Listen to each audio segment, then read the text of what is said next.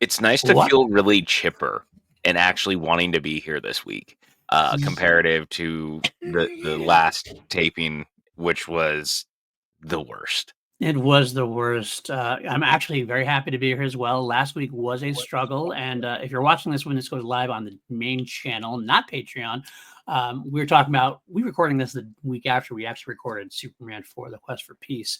If The you quest are, for me not ending my life in real time while watching the movie. it actually was exactly how you looked while we were doing this show too. I mean, I was trying my best to like bring up any life, and it just we weren't having much life in that show. It's Although, so funnily funny. enough, I will say, like we know, we have viewers out there Yeah. who love it. We actually had a comment on the Superman 4 video saying that they found us through that show, that Are particular you one. serious? They said and they love it when people like rank on like bad films that deserve it. So I responded to the comment saying, welcome aboard, and here's some other ones that you're probably going to enjoy. Go watch Please Annabelle, go watch Halloween our 5. Annabelle review. I was like, Annabelle, Halloween 5, Nightmare on Elm Street 2010. That's gonna be right up your alley, my friend. So Yeah, it's so funny because like I think that's the first time that we did one of those where you can legitimately watch the light leaving my eyes as we're on camera. I've never been so catatonic. I posted that on social media actually as a screenshot. Like you were just like so like you were soulless. Like Yeah. there's like vacancy in your eyes. I think I was like handed like my head, like I had my hands kind of like barely awake, barely like And our alive. mutual friend Busty like commented that she's like, these are my favorite episodes when you guys look so miserable and you hate your lives. And it's like, thank you, I think. I think. Why do you guys love to torture us? It's so weird. Like people do, they enjoy torturing us, I guess. And Yes. I don't understand it. I don't know. It's funny because if you were here in the last 15 minutes with us, you weren't. We didn't record it. But we were actually talking about the new Conjuring film because they just released like a first look thing through Entertainment Weekly. And we were both reading the article at the same time, reading the highlights out loud. And I was like, we would make like a great like Monday morning car podcast type thing where we like read news together and Right. just kind of harp on the thing that they're saying.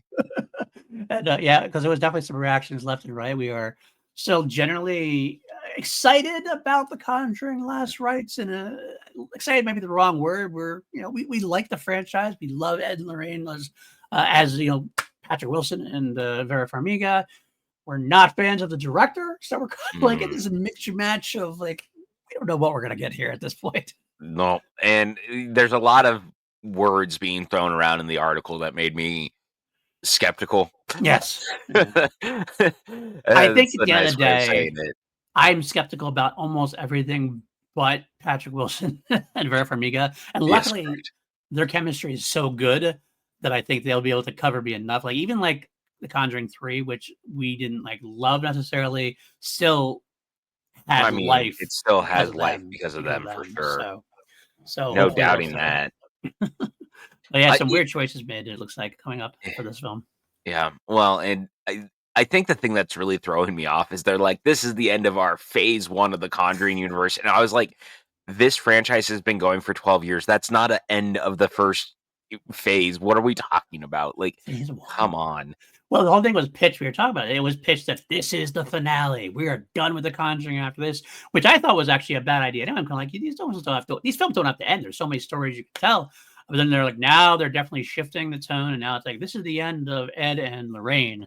Like obviously Vera Farmiga, if you read that article, you could tell that she's definitely done. She's like, I'm out. Get next. I think Patrick Wilson kind of feels similar. Wouldn't do it without her anyway. So it feels like okay, we're ending that part of the Conjuring franchise. Yeah. But at the same time, James Wan was saying he still has a Crooked Man film he would like to do at some point. And hey, if James Wan goes and does it and he directs it, I am completely sold and on board for that. Well, and I know that they talked about that they wanted to yes, number 1, yes. Also, they talked about doing a third Nun movie. And there was Yeah. talk about a 4th Annabelle movie at one point. Right.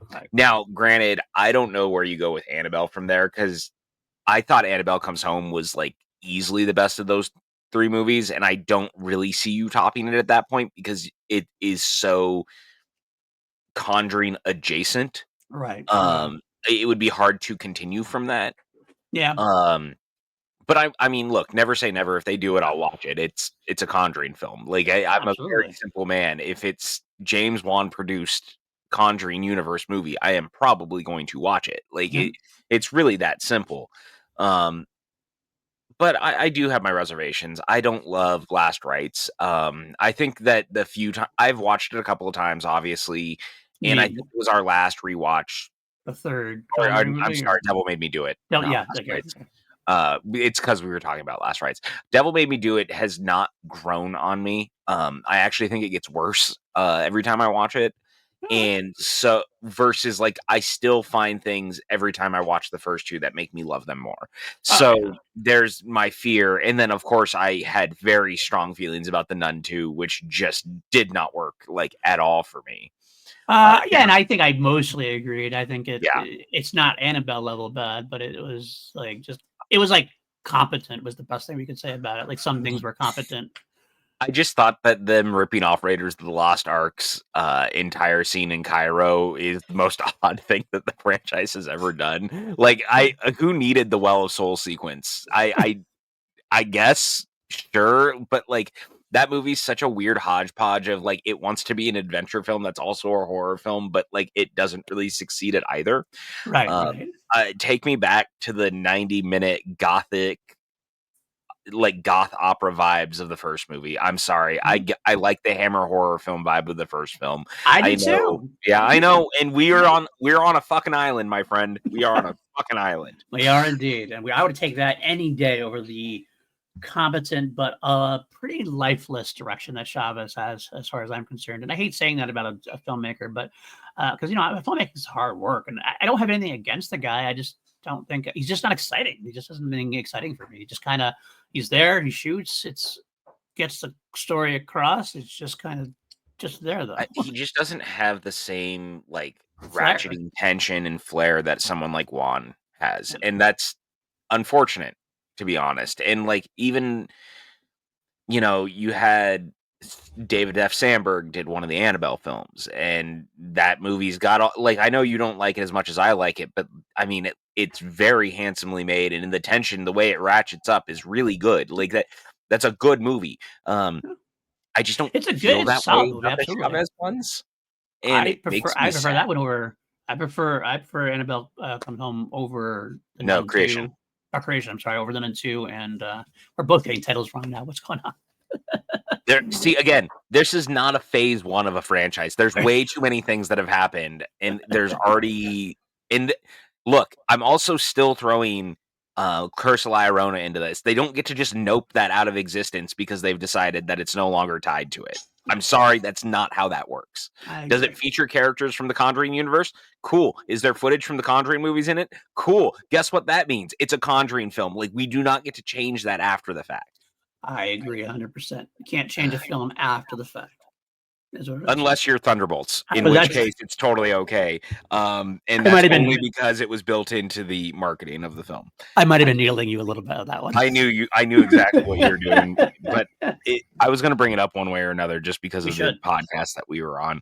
Um, I I love the new Avengers thing, and so it's really funny that we're covering the Avengers today when we just got Avengers 5 this weekend, and like secretly, but not so secretly, Right. and I love that they've now leaned in on it because they really throughout the last year the marketing had the asterisk and they leaned on the asterisk.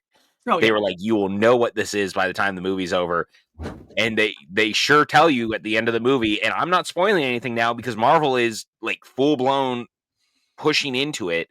Is that it's the new Avengers? Right. I think it's most and one of the more interesting marketing stunts that people try to pull. Yeah. And I think I personally I almost wish they had like at least let it go at least a week or so before they did it. But I get It it. is just so their MO. They do this every time with the movies. I don't love that because like I I mean know. it just I know. feels like at least give people a week or two to do it at least. I mean, I understand that like it's timely and they want to kick into it, and hell, maybe it'll boost up box office at this point. Maybe like, oh well, let's go see it now the second week. Maybe that's what's going to be. I think Um, it will. And I think but the word of mouth is good too, so that helps. I mean, we definitely knew this is coming anyway. I thought it was going to be Dark Avengers. Yeah. but whatever. Same similar kind of concept to it. It basically is the Dark Avengers just called the New Avengers. Really, honestly, is what it's the same thing. Marvel's been doing a lot of things. They've been taking things from the comics, but just twisting it, making it their own version because of it, it's or its whatever. own continuity, so it's Right. totally fair. Absolutely, it's 100% fair. I'm not. This is definitely not a one-to-one adaptation of anything. Yeah. It has not been in a way. It's more of like taking inspiration. Like Civil War took inspiration from Marvel Civil War. It had nothing to do with the actual concept of the book itself that came out back in the day, except for like Cap vs. Tony. That was about the only thing they really took from that, and they just put everything else around it. Yeah, for Um, sure. what's great about Thunderbolts, and I'm not going to do a big review here. Obviously, we're going to get to it on the Marvel Watch sometime in the next year or two Yeah. before we get there. Yeah. That is, I love the fact that you mentioned like how we're doing the Avengers this week on this podcast. This really took the formula of the Avengers. And it Yeah. basically we're going to take these characters that we know and we have introduced, and we're going to put them together. It's amazing how well that works when you take characters that you know have some kind of history with, some kind of like expectation with, and then you put them together and mix and match those parts. And when it works, it works well, and Yeah. Thunderbolts works really well. Right now, I'll say it as of right now, it's top 10 Marvel for me. It's close to top 5 Yeah. Marvel for me. I mean, I'll say to your point, I said that to you walking out. Mhm. I'll say it now before we even get into the bulk of what we're going to talk about. I think it actually takes the formula of this movie and is arguably more successful at it because it also puts a beating heart underneath it that as much as I enjoy the Avengers, that movie is a lot of style. Mhm. And that's not a dig.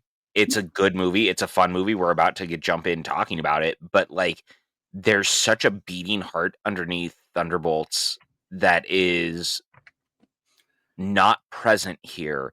And it really takes the third act in such a specifically interesting direction that is so bold and so interesting for them. Yeah. We've never really had a third act that is not an action sequence.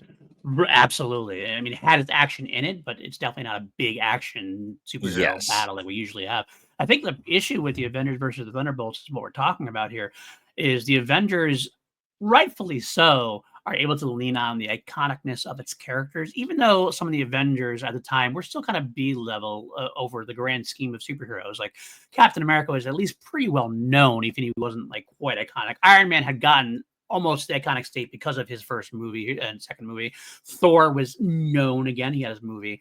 But then you talk about these other characters in Thunderbolts; they were all like D level characters at this point, and they were like supporting characters in the movies they were introduced in. Like none of them were really top level characters. Like I mean, hell, Walker was was an antagonist pretty much in Falcon and Winter Soldier.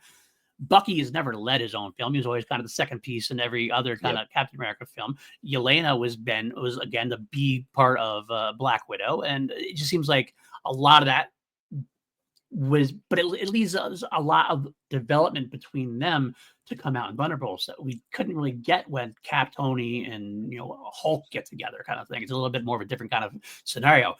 Avengers leans on the spectacle of it because they can. They have that spectacle of it.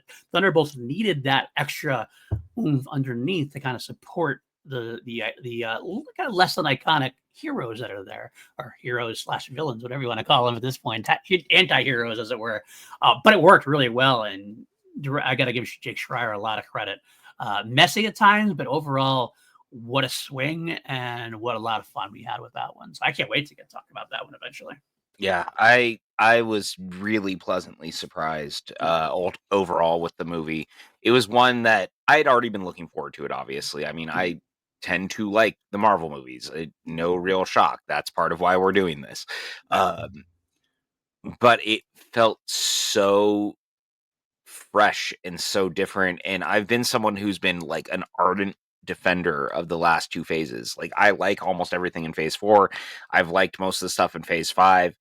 Um, and that, but again, it wasn't without reservations. I also understand that I think the TV shows really held everything back. I feel like that there was a lot that was put onto them that they were not ready for. I still contend that I think that people are overreacting to it being rudderless. I feel like it's very clear where everything's been headed. It's amazing watching someone like Rob Liefeld, who is the creator of Deadpool, being so vocally like they need to fire Kevin Feige. What did he do? Fucking kick your dog? Calm down. Like the movies are still good. Right. They may not be doing gangbuster numbers, but Endgame was another level of film. Like I Go ahead. I'm sorry. no, Go I ahead. was just gonna say, but no, it's just like it was another level of film. The hype around getting to that was an entirely different thing between that and Infinity War. I will push back a little bit in terms of I do agree with you about Endgame being a different level that's hard to match. You had a certain amount of 10 years of build up and piecing everything together to go towards that. And while I also am someone who really, like you, has appreciated the last phases of Marvel, I've found most of them to be very enjoyable. And as far as the rudderless comment goes, I don't think it's been rudderless, but I do think that this movie is the first one in a while that had a real crystal clear direction Oh, going no, forward. that I'm not gonna disagree with. I just Because like more mean the overall story Marvel has meandered a little bit as far as like we've had a lot of these like post credit scenes that never came to fruition or hasn't come to fruition yet years later. We don't know exactly. It felt a little random at times. Like, it feels like they didn't know exactly where they wanted. Like the individual entries were fun and great. They didn't have the same connectivity. I thought feeling like the Marvel, because it kind of felt like, but back in the day, everything kind of led to the next thing. uh, This kind of felt like here's a good piece, here's a good piece, here's a good piece, but they're all kind of interconnected in weird kind of like. I think it's because of the expansion of everything. So like there's these branches of the that's the tree, problem. and right? And Whereas before it was kind of like one big branch with a right. couple of offshoots. Now it's like all around two or three different branches. And so it kind of loses that familiar comfortability. This film, I really think, kind of snaps that tree back together a little bit. And we're like, okay, this is Yeah. where we're going now. I think Fantastic Four is obviously going to play a part in that too. Absolutely. But Absolutely. and so what's funny is that those are the films, and then weirdly, the one television show that has used it to the best of its ability, obviously, is Loki. Right. But the multiverse stuff is like very clearly the crux of everything, and this kind of like the incursions and where it's going. Multiverse of Madness has been building to it. Again, it's more that there's just so much stuff now, Right. um, and I think that's the biggest issue. Well, also Is that ultimately you got some that things that aren't necessary to watch and some things that are necessary to watch. And it seems like they don't know which is which. Like at this point, I'm kind of curious, someone going to Thunderbolts, if they hadn't seen Falcon and Winter Soldier. Yeah, and like John Walker's story. Like, does it have generally the same kind of meaning to it, or like ramifications same to it? thing with Brave New World? Brave New World, yeah, no, absolutely. Brave New World had that same kind of feeling as well. So Falcon Winter Soldier went from a kind of fine series, and now it's kind of must see to kind of continue where we're going with some of these big characters. Likewise, similarly, Florence Pugh had her Black Widow as a movie at least, but she had her scenes in Hawkeye that kind of really helped develop her a little bit Yeah. more, and things of that. And a lot of things that got like there's questions that had to be answered. And Loki's definitely up there now. Falcon Winter Soldier, I think, is up there now as well, even though before it wasn't. Now it's some things you could Hawkeye ignore. too, similarly, Hawkeye, yeah, because whether it's the Florence Pugh of it all, and or if it's Daredevil, right, because so yeah, much of what happens in Daredevil kind of dovetails off of right. that. Like again, I would argue that there's just too much now, and that's always been the problem. Once the TV side started coming out, and that was the thing that even Marvel knew that it was a problem. I think the course correction that's going to happen, if I'm reading the room right, and I could be wrong, but I think if the course correction is going to happen, I think it's a good one. Is you're going to start seeing kind of taking a step back. Like back in the day, it used to be like we had the Marvel movies, and then you had like Agents of Shield and stuff that were like in the MCU, but not really super connected. I kind of have the feeling that's where we're going to get back to. Like the Disney Plus stuff is going to be more its own thing. Like they'll be the same universe, but they won't be connected so much. You have to watch. Like it's like a movie's not going to continue anything that happens in one of those things. You might get a character or two that kind of pops back and forth, but I think the main storyline is not going to be necessary viewing for the movies. If you want to watch just the MCU movies, you'll watch the MCU movies. But you want to watch the MCU TV shows, you watch the MCU TV shows. Hell, I think that's happening with like Wonder Man coming out in December, being under the Marvel Spotlight banner, I think they're going to call it. Like I think that's going to be like you're going to see Wonder Man in Doomsday. I think he's in Doomsday. Hmm. It's yeah, That's you're the going to see rumor, Wonder at Man least. in Doomsday, but I don't know if you're going to have seen Wonder Man to get Wonder Man in that movie kind of thing. You know what I'm saying? I think you're supposed to Yeah. see him more. I don't think we're ready to go back all the way to like Agents of Shield Day, where it was like almost completely non-connected, and they called it like what was it the incident in New York? Whatever they call it, like the event or something. They The call it like incident, basically, yeah. right. They wouldn't even mention like they just called him like the big guy, the green guy, or something like that. They wouldn't even like use the names. I don't think we're ready to get back that far, but I think we're stepping like a little bit back in that direction. It might be a really I good thing. Might be for the No, I best. don't disagree. I contend that Secret Wars is basically gonna be a A reset, reset. Yeah, that makes and, I sense. mean, it makes the most sense at this point because 'cause you've gotta be able to break away and move forward, and the Absolutely. only way to do that is to have a nice reset that will allow that to happen, um, because we have come a long way Mhm. from the Avengers of it all. That's right. So like, tying this into what we're talking about, the long play of 5 films to get to this versus we're at 30 plus and some TV shows Right. to get to where we're at with Secret Wars. And I mean, that's not accounting the fact that when you look at No Way Home, you've now thrown in 5 other Spider-Man films that were not necessarily made by Marvel. Right. How many X-Men films are we about to throw into the same thing because look who's in They're Secret Wars? right. How much of the movies were thrown in because of Logan and Absolutely. Deadpool and Wolverine? Like, there is so much there now. Right. You have to be able to, like, reboot in some capacity that allows, like, this all happened, but also now we have to move a new direction and, like, kinda close the door. Well, you know who did that perfectly? Mm. Honestly, and I'll call out I don't think he gets enough credit for it. J.J. Abrams when he did Star Trek. 100%. When he did 100%. Star Trek, he did the best thing he possibly could, and it involves time travel and everything else, and I get it. But he was basically able to say everything you watched happened, and now from here they went back and reset some stuff. But in your mindset, everything had already happened. It was all part of the same thing, and he got like that crossover with Leonard Nimoy coming to play Spock alongside Zachary Quinto in a way, and it had God, that scene in the first movie when they interact is so brilliant. good. It was a smart decision because it basically a lot of times reboots. What scares people out of reboots is like, well, you just wiped away everything I loved about this. This is you're not wiping anything away. It's being reset in universe, but the stories still matter. The storylines still make sense to you and everything else. By the way, I also want to interject. It's real fun how we're like, if, the way you're watching this. If you're watching this live right now, we're probably like a couple months away from Doomsday. So Yeah, hopefully actually, all this stuff has made sense, and hopefully you're seeing us predicting this in real time. But well, yeah, and that's the funniest thing because, like, ultimately, I think, yeah, you would be because we've probably seen a trailer by now too. probably, I bet we Um, did see something.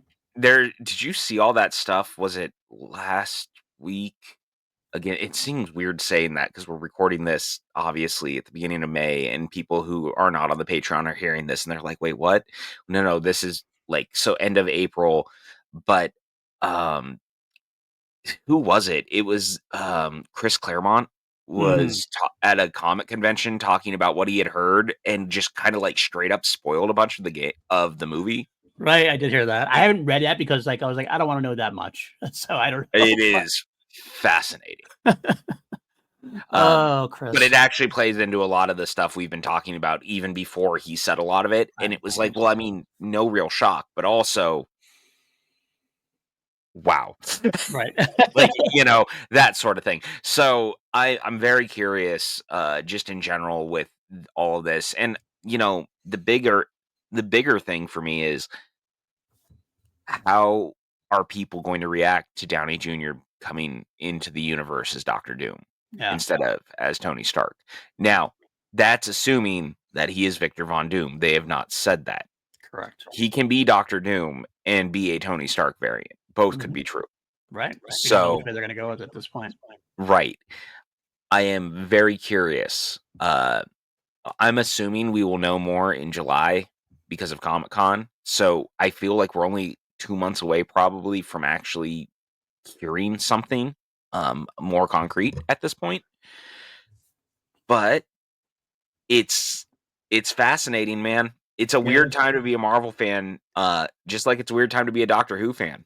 Yeah, absolutely. There's a lot of different things going on, and you never know exactly which direction. Hell, the big franchises, all of them, DC and Star Wars too, are both in kind of interesting points where we're kind of entering new adventures with DC. I always see Superman has, well, you guys know Superman's come and gone. Hopefully, it was a smash hit, and hopefully, And hopefully it was good, more hopefully it's importantly. good. Right. Hopefully it's good and a smash hit. That's the moment. Like it's key continuing the storyline at this point. Star Wars, you're about to see Mandalorian and Grogu. You're about to see Star Wars coming back to the big screen for the first time in a long time. How's that going to go? Yeah. Very interesting time for big genre film fans like us. So Is Mando and Grogu a December release or a May release? It's a May release, right? May 26th is coming out a couple weeks after Doomsday right now. That's right. Oh, because we have Avatar this year. Right. That's So why. Okay. it's I May had this to stop year, and think about it. and then a year later for the Ryan Gosling Starfighter one. So basically, it's going to be every year for Star Wars at this point, which Yeah, is a it's good a run. it's a weird time to be a genre fan because everything's kind of up in limbo. Right. The DC universe has already started. Also, like pre-Superman in all of this is that Creature Commandos is set in the universe. Right. I finally watched it. It was fine. I Okay. didn't love it. Um, I thought that the finale was really messy. I felt like it didn't really land. I liked that every episode featured like the backstory of whatever character was kind of the main focus of the episode. I liked all of that. Um, to be honest, I thought it was a little too gun for its own good. I agree with that. Um, It felt very Guardians and Suicide Squad-y, like kind of a I type of also tone. felt like it was almost too trauma, in the Mhm. wrong way, where it was almost indulgent for Mhm. the sake of indulgence, and Yeah. I don't necessarily need that. And I liked his Suicide Squad. Right. So I did too. that surprised me a little bit that Yeah. I felt that way. Um, I never would have guessed that Weasel was gonna be the most tragic character in the entire series. That's for That sure. episode is almost too dark for its own good. I agree. But I thought it was fine. I don't think it's, like, bad. I don't think it's good. It's just kinda there. Right. And I hold my own reservations for what comes next. Well, that's the And question to make is after seeing that, knowing you've seen Guardians of the Galaxy trilogy, you've seen Suicide Squad, you've seen Creature Command, you've seen Peacemaker, and now you've seen Creature Commandos. Are you at all does that make you more concerned about Superman? a little. Okay. That's fair, that's Not fair. and it continues to be my bigger fear overall. It's the thing I've talked about for a while is that I just want a Superman movie. Right. And I do have a fear that Superman is gonna get lost in his own movie, and it's not on Gunn, but it also kind of is. I have PTSD from what happened with BVS. That's fine. That's fair. I guess it's a Yeah, totally fair thing. I would honest it's a different angle that the word concern is. For me, I have similar concerns too. Like I love the trailer, and the trailer hit all the right I notes like the trailer too, at this yeah. point.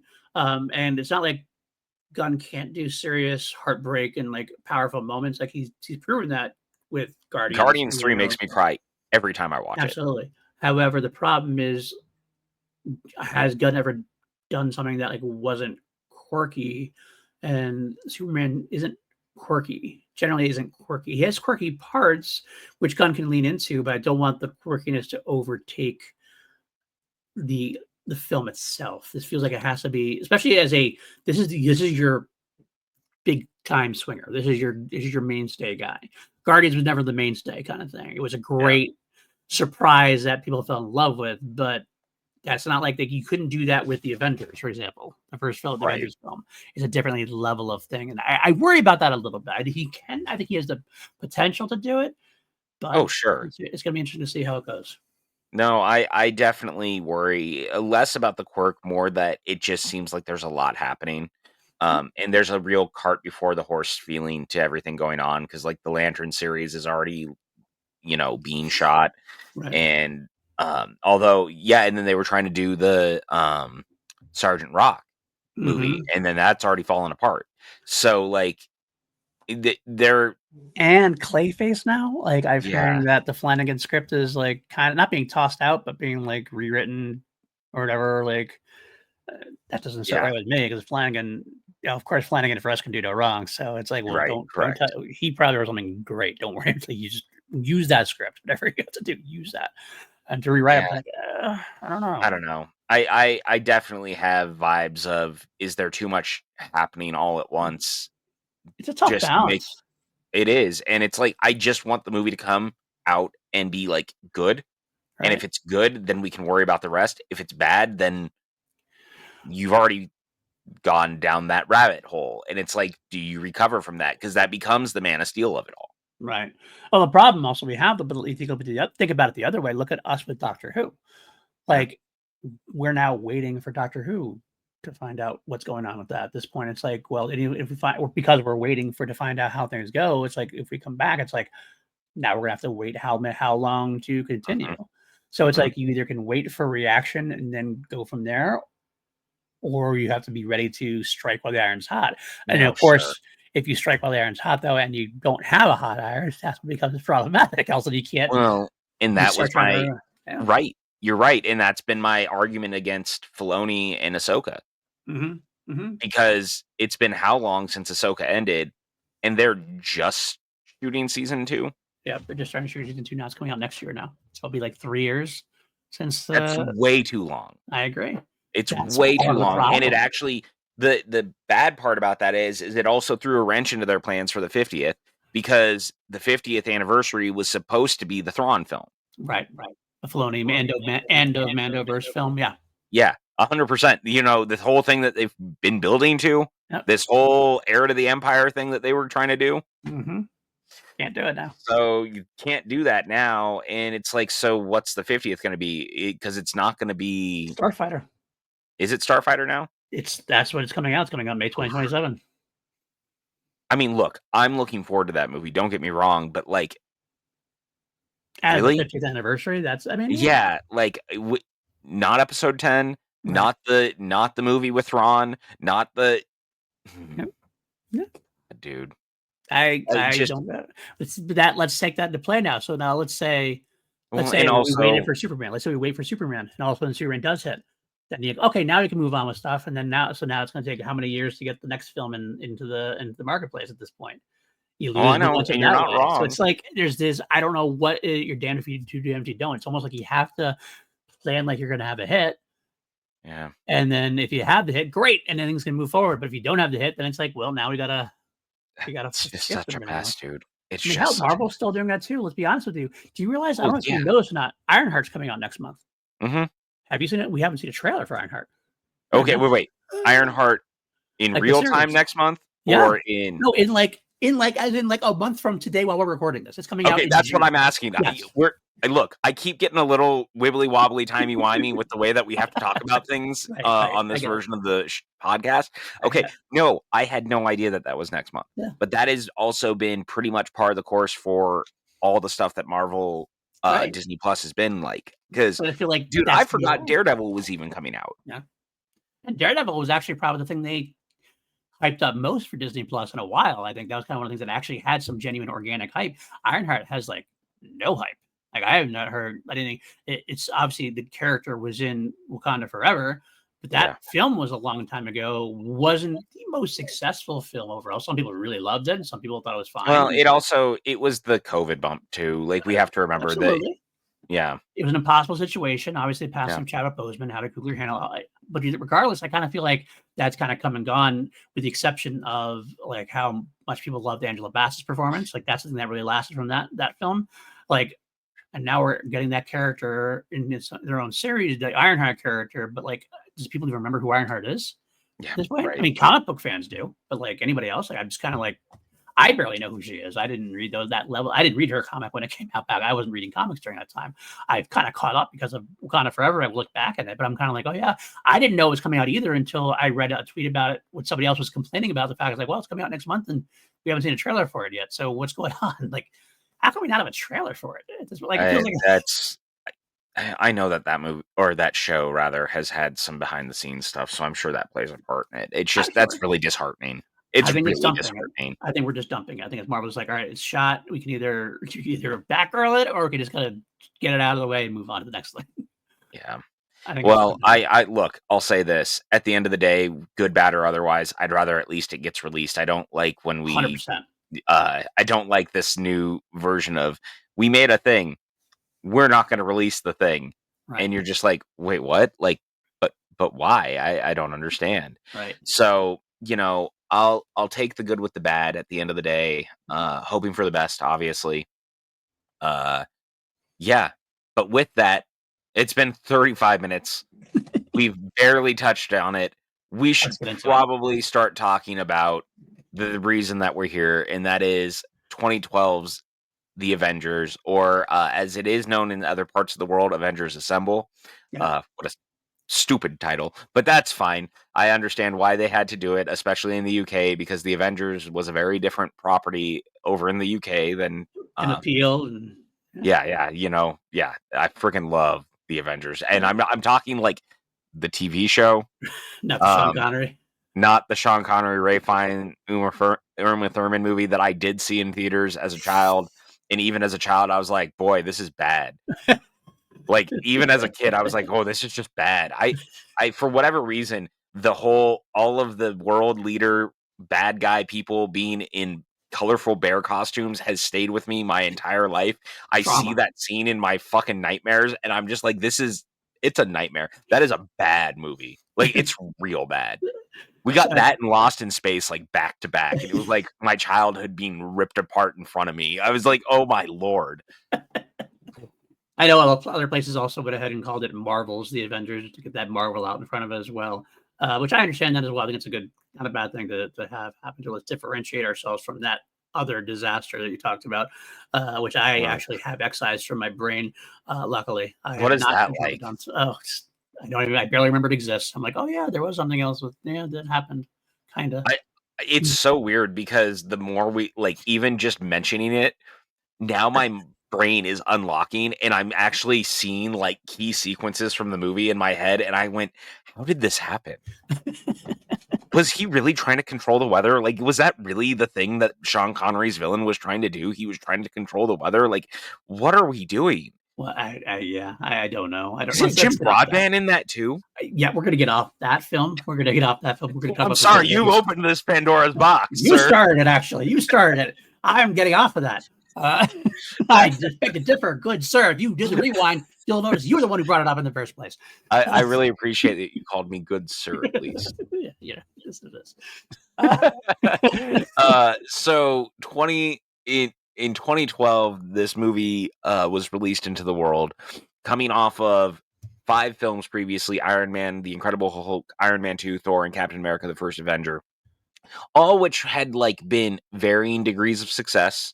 yep. Some clearly more than others to that point, and they decided to take this plunge into doing the film that like puts these characters together.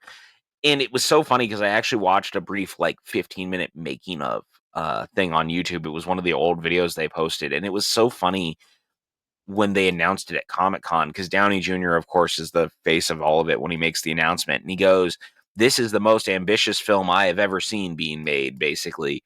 And it's like, this is pre-Endgame, and they were already he was, like, hyping this up as, how ambitious is it, how what it is, and all this, and it's like, he wasn't wrong. That's exactly my point. I was gonna say the exact thing. When I watch this, I'm kind of like, I think people take for granted and overlook exactly how big and how ambitious this was at the time because of where we went after that. But that doesn't happen if this film, I think the MCU could have died a death if this film didn't do well, because Iron Man is the only, honestly, of the first 4 other films we had there, that was the only surefire hit of them. Like Hulk was good, Thor was solid, Captain America: First Avenger was solid. Iron Man 2 was not loved, but it was solid. Money wise, it did well enough. Mhm. This is the thing that brought it all together. Everybody went, "Yes, this is working now. Now this is working. We can move on from there." This is the first one that really got us that connectivity that really formed the basis of the MCU for the rest of its time, really, at least through till Endgame, if nothing else. Mhm. So it's a lucky that they got us to work. I mean, it has development for a long time. This was first pitched back in like 2003, I think it was, and then it kind of like went through various iterations, and the plan was changed. The plan formed up when Iron Man hit. They're like, okay, 2011, that's when Avengers is going to come out. Got shifted back a year, obviously, with other things coming around it. But what a great idea that they had. The solid idea of we're going to introduce these characters, give them their origin stories, and then we're gonna move them together and put them all together and have everybody's favorites like match up just like a comic book, just Yeah. like the original Avengers happened, and Yeah. that's what makes it very magical. And it was very magical. It continues to be, and I legitimately mean this, like, as much as I don't revere the movie as much as some of maybe the later Avengers films in some capacity, Mhm. because it's okay to be like, it's a good movie and also like the other ones better, but I will never also take away that feeling of Yeah. seeing this for the first time, for being in the room where being in the room where it happened. Okay, And that was um yeah, and it's so funny because I lived in Los Angeles um at the time that this came out, right, and I actually got to go to that first fan screening that they right, did the week before the movie opened. right. And you can I actually, funny enough, in that making of, remember when I texted you last night and I was like, I was in one of the behind the scenes things. You did that. That's the one. You can see me in the crowd. The little younger PJ is in the back, but you can see my face. Like I am very clearly at this fan screening where the cast comes out, and then like after the movie's over and everyone loses their minds. Right, right. That makes sense. And I will never forget that feeling of And watching that movie for the first time because it just from the moment it starts, I mean, that movie is, like, going, and it yes, doesn't stop. It is it is ridiculously well paced still, for a agreed. movie that takes all these characters and, like, puts them together. But the thing is that one of the things that I find most interesting about it also is even if you've never seen the other movies, it does work, and it, Yeah. like, gives you all the information you need for who these people are to make the movie work on its own because we are introduced to everyone one by one. Right, agreed. And that's what and the way they do it is it's basically they crib things from the other movies, but Yeah. don't absolutely replay them, except for one. I don't love the one introduction I didn't love in this film, we'll get into it as we go, is the Captain America one, because it basically takes that it basically is that, post-credit scene. Basically, it is Well, the I post mean, credit because scene. that was just the scene that they Right. used to do the trailer. Right, which I bet you love the aspect of, "Oh, okay, I've already seen this, let's move on." And he actually that's the only one that actually, if I remember correctly, I could be wrong, but got distracted or something, but he actually shows flashbacks of Captain America: The First Avenger, and I Mhm. felt it was an odd choice only because it was the only one they did that in. Like, they didn't, like, Yeah. showcase any other ones. It's kind of a weird it struck me as a little of a poor choice, but, I mean, again, it's a nitpick, honestly, because the rest of the introductions worked very well, and, they had, like even, like, Hawkeye, you didn't even know you might not even know he was in the other film really, but you know he's there, and once you get the introduction to him, you're like, okay, this is okay, I know who this guy is. Black Widow, same thing, you know, she's working with Shield and you know that kind of thing. Uh, Iron Man gets the best intro, like just this is who Iron Man is, and it's right away Mhm. you know who he is. Thor, same type of thing. His introduction, perfectly done. All the introductions are really, really solid overall. Cap, even Cap, I didn't love as much, relied too much on other things, still worked, and they get that out of the way, and we move like kind of going fast forward into the actual meat of the story. Yeah. I it's so interesting the way that this whole thing kinda comes together and works the way that it does. Yeah. Um, you know who had like or you know what is also so interesting is that even some of the side characters, when you look at the Hawkeyes, when you look at Dr. Selvig, So, the way that all of them are even introduced, and you yeah. realize that you like these characters more than you realize in some capacity, and their stories are all built into everything going on in such an interesting way. And I kind of love that Selvig in particular, because of where you meet him in Thor, where he is very he doesn't really want to believe in all of it. He's like, they're all fairy tales. This is all stories. And then as everything continues, he realizes it's all real. And he has such a hard time wrapping his brain around that as a scientist. I kind of love that he ends up being the catalyst in the film for everything that happens because he's the one that Loki is controlling Right, from jump. Because Loki sees him as the weakest link in that capacity at the time. right, absolutely, and I really appreciate that. I do too, and that's the connectivity we need, and like that's the connectivity that gives us because if you know these characters and you have some attachment to them, even if it's a low level, it's better than trying to start over with somebody else and try to learn this other character who this is. Like that's what they could have done. Loki could have had any shield scientist that was working on it and everything else. But given that was Selvig, we've had some history with it. We've already kind of taken that first step towards the character. So it's a lot less homework that Avengers has to do. Some would say you need more homework because that means, oh, I have to see what this guy did before. You don't need to, but it rewards the viewer who does know, the viewer who's been there for the 5 films. Oh, cool. I'm in. I know this person. Let's go with it Yeah. where he's taking us. Yeah, I like that everyone has like their person in that capacity, and or if you've seen them all, then you have an extra investment, just period, to all of it. Hawkeye, Um, same way. Hawkeye had this great introduction in the Avengers, but we knew about him already working with Shield in Thor. We saw that kind of sequence, not much in Thor, but he had a pretty memorable sequence in there. So introducing him as the Hawk, and he's sitting up there. All of a sudden, we're like, oh, he's still there. He's doing his thing. We know he's a badass. We already got that from Thor. Now we can see him as like the leading bad guy for part of the film. When Loki takes him over, he's like Loki's you know field general or whatever it is, and yeah. it works because we know the character just a little bit enough. Yeah, and you built into it also that he has a relationship with Natasha, so it becomes Mhm. personal on top of it. That was a So great decision to make because that's not mhm, exactly it's not exactly how it is. Again, this is where I talked about before about not the one to one in comics. Like they had a relationship in the comics, but it was never like I'm pretty sure Clint never worked for Shield back in the day. I'm pretty sure that was a total mm, fabrication as far as that goes. But having him work for Shield added such an easy shortcut for him and Natasha to have worked together in a way instead of yeah. having her come over like they have things. I mean, that becomes a running joke throughout the entire of the MCU. Budapest. I love how that like is Yeah, in the there. running you and You and I I remember remember Budapest Budapest very very differently. differently. Jeremy Renner is legitimately very good in this. Yes. I think he is one of the unsung casting choices in the MCU. We talk about that stuff a lot. It's easy to do, obviously. There's so many great people in these films. You Mhm. have so many great actors. There's so many people who've come and gone. Not everyone is perfect casting, though, but like every once in a while, man, when you get the Downey Juniors of the world as Tony Stark, when you get the Chris Evans as Captain America, you get the Charlie Cox as Daredevil, these castings that are just so pitch perfect, you Yeah, can't see anyone else in those roles. He hits that for me. And 100%. I think as time has gone on, it's only become more obvious why. He's so good as the character and you like him so much. And he's in this movie for 12 minutes, I think, or 14 minutes overall. Um, Probably. Yeah, that makes sense. which someone mathed it out years ago. I'd have to actually look. But like his entire runtime is all of like 15 minutes, maybe. Hmm. Wow. Just kind of like Anthony Hopkins is Hannibal Lecter in Silence of the Lambs.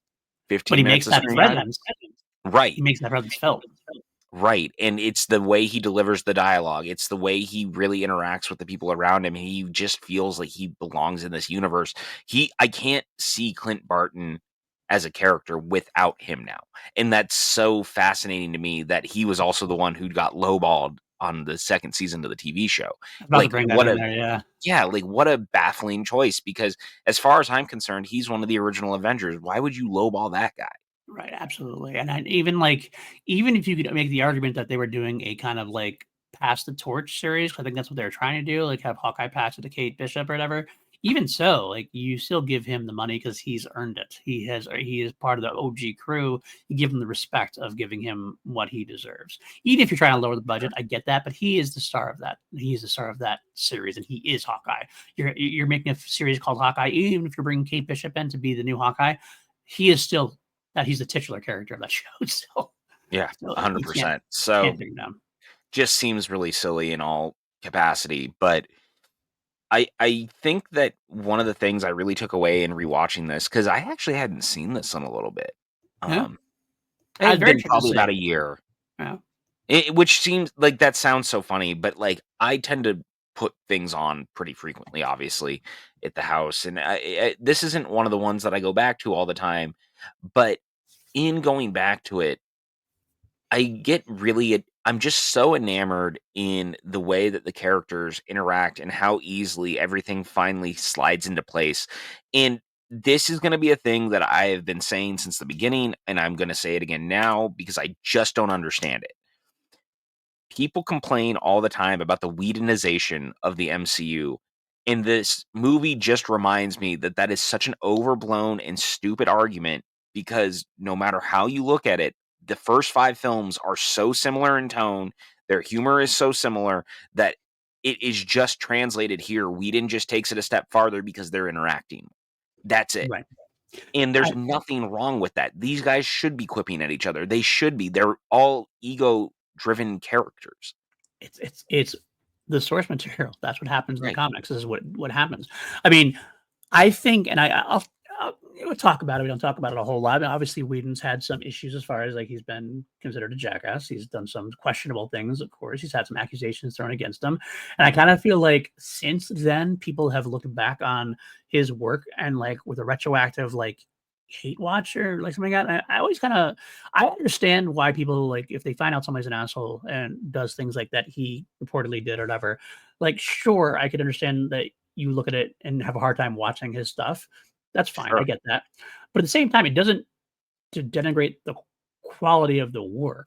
Like Correct. it's still like it doesn't like if you liked the Avengers before, if you liked like Firefly, if you like all that stuff, it's that hasn't changed. Like everything that worked for you is still working. It should still work for you. Eh, I get the you have the added level to it, but it's like they almost like say, "Oh, this stuff sucks now because it's very Whedonized and everything else." As well, you liked the Whedonized stuff back in the day, so what? That hasn't changed. Like nothing about that has changed. So I agree with you. I think the Whedonization stuff is well overblown. This feels like MCU, even though this is Whedon's first foray into it. This felt It was just coming from a place that it had already been done. I mean, this is very much Iron Man was set the tone, and this Yeah. was very much a similar tone to that. Right, 100%. So, it's just one of those things that I take away from it where Mhm. it's super frustrating.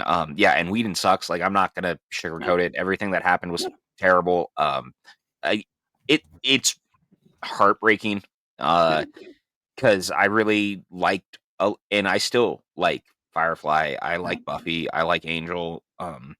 Obviously, the Avengers movies that he made are really good. I Dollhouse. liked his Much Ado About Nothing that Yeah. he made between this movie. Um, I just man, like, it sucks. There's no way to say it otherwise. What a shitty thing for a shitty person to do. Yeah. That's it. That Especially and given his especially given his acumen and his portrayal of himself, his projection of himself, as it were, yeah, as this like, feminist and yeah, strong female supporter. And it's like, kind of, God, man, really, you're gonna do it? You're gonna be the one to do that? Uh, yeah. dude. But But anyway, with that, one of the things I really like about this movie too, and just in general of a thing is that I really appreciate that not only do we know the heroes, I think Loki being the villain, which of course is straight out of the comics, right. is one of the most brilliant plays that this movie can make because we already know the villain and we know who he is, we know what he stands for, and he like the fallout of the first Thor movie into his arc into this is perfect. And it's a no-brainer too. It's an Right. absolute no-brainer because exactly like you said, that's when the Avengers formed in the comics is because of Loki. You have Loki in there as probably easily the greatest villain of the MCU at that up until this point or whatever. You can argue later on, but I mean, he's still honestly might be my favorite villain overall. Honestly, I still have a very strong spot in my heart for him. But he is the glue that holds us together. He's powerful enough that you buy that the Avengers can struggle against him. Yeah. He's fun enough and engaging enough and has a backstory enough with his stuff that you learned from Thor that it's a worthwhile villain. It's just a worthwhile villain. That's all it takes. And yeah, you're right. The only thing that's negative about it is it does begin the whole like, well, is he dead again? Is he dead again? Is he dead again? Is he dead again? Which got to goes throughout his entire MCU. This is the first time this has happened, so you can kind of like pass by that as far as that goes. But yeah, I loved his intro here too. What a badass when he first comes in, like just has Uh, that look on his face. You're like, oh, I bring you this guy. glad tidings. Yes, yes. Ah, so good. I It's am so built good. to And Asgard. man, I am burdened with glorious purpose. freaking you can't do worse than Tom Hiddleston. Yeah, God, The Tom dude Hiddleston. is just so good. He is. He's just so good. Yeah. He's probably one of the best. He's definitely top five castings for me in MCU. Easily. I mean, and the fact that even to this point, right? Loki has died kind of 3 times in some capacity. And when he comes Um, back, you don't care. you don't care because they always find a way that's interesting and it allows the character to grow in other capacities. And that's what I've really appreciated is I don't know if any character has grown in the capacity that Loki has grown in the several times that they've done it. And I really love that. I really appreciate that.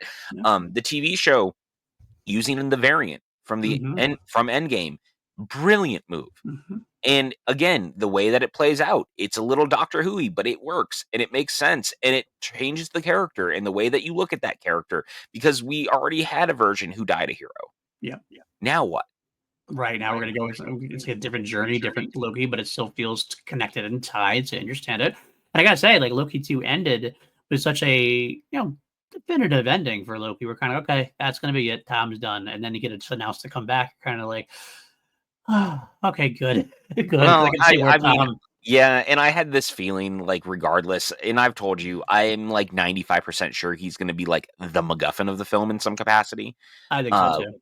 leading into Secret Wars because he's the guy who's holding everything together. He's Right. legitimately holding the multiverse together. Yep, absolutely. It makes sense. He has to be the end of the multiverse at this point, 'cause this is where we're still technically in the multiverse saga. We're going into the X-Men saga eventually, but the end of the multiverse, you're gonna have to go through Loki. Yeah, 100%. It just So, I kinda love that because, again, we see that Hiddleston actually is such a huge part of these movies, right? mhm, Uh-huh. Yeah, absolutely. so good. Um, one thing we also have to credit is I think this is also the best to the point that Hemsworth is as Thor. I think that Whedon finds a real way in with the character that makes him more likable, Right. and makes him I don't wanna say human, that seems weird, but he's a lot more affable, he's a lot more fun, he seems a little less serious this time, and the way he interacts with everyone is really perfect. It really comes together in such a different way. I agree, and I wanna actually add on, and he does seem more affable, does seem more likable, does seem more connectable to the audience as a way, but at the same time, it never works against him. Like, he still No. feels like a powerful god. He still, like, Yes. is way above his playing field here at this point. You don't, like, take that, like, it's that perfect balance of what you need for a Thor character at this point. And you're right, I think maybe part of it is that it works better in the team setting. It works better with him as like kind of like a supporting, like a 1A instead of being the number one guy on the call sheet kind of thing. Having him be able to interact with like Tony, with Cap, and all that kind of adds to the Thor mystique. He's able to be with people who are like, kind of on his level heroically, but like not Mhm. necessarily. He doesn't have to lord it over them. He just is lorded over them. It's Yeah. a good connection for him for sure. It's a great connection, and I really like that it plays into so much of, like, Stark's ego thinking he's almost like a god on Earth, and now he's hanging around a god, and I mean, obviously, this is all gonna be dealt with in Iron Man 3, which is the next film we'll end up covering, but, like, Mhm. so much of that comes through in the movie too, and I really Absolutely. love that. I mean, Cap and the line about Loki, "There's only one god, ma'am, and I don't think he dresses like that." It really putting those characters through it, though, Right, and I 100%. really, really appreciate that. There's that moment where Hemsworth goes, "You humans are so puny," Yeah, and just like or so what is it? So tiny and petty, right, and yeah, I really love that because he is just like, "Why are you all acting like this?" And that sequence is really great. The shot of them all as the arguing isn't being intensified by the cube, and the camera starts to pan over it, and it right, turns upside down, because their world is being turned upside down, and right, they don't understand why. And then right. you have Ruffalo holding the scepter and not really realizing that he's even grabbed it. Yep. I love that it's such a subtle way of being like, this thing actually is toying with everyone. Um, God, it's good. It is really good. What introduction I wanna talk about we didn't mention yet. I love the introduction of Black Widow in this, and it's Oh, yeah. if there is a argument to be made about a Whedonization of anything, it's Whedon and his, like, femme fatale type action Yeah. hero, and it works because Black Widow is exactly that kind of character, but the whole, like, interrogation and the phone call from Coulson. Yeah. I mean, Coulson in general, we're gonna talk about him a lot more, but, like, this is Coulson's first introduction in the film. Both of them could not have been introduced any better. They're talking like, "I'm in the middle of an interrogation here." It was like, This guy is giving me everything. "What?" And she starts fighting, and, like, you hear all the sounds in the background, and Coulson's kinda like It's just sitting there waiting for her to come back to the phone. Like, Yeah. not worried, he knows it's gonna be on quickly. I love their interaction on this film for sure. I do too. I think Scarlett Johansson, we talked about it with Iron Man 2. I think that was really good casting that I think people are really hard on because she doesn't use a Russian accent, and I don't think she needs it. I like the character the way that she is in these films. And in this one, I think she really gets to come to life in a new way. And again, I think with her interactions with everyone on top of it, it really sells it. You really believe she cares about Clint. You really believe that she wants to make sure her friend is okay. I love all of that. Mhm. Auntie Nan, we know that she's the aunt to his children. Right.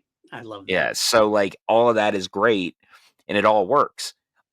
Coulson similarly, and here's the thing: Coulson's death in this film is such a pivotal moment in the MCU.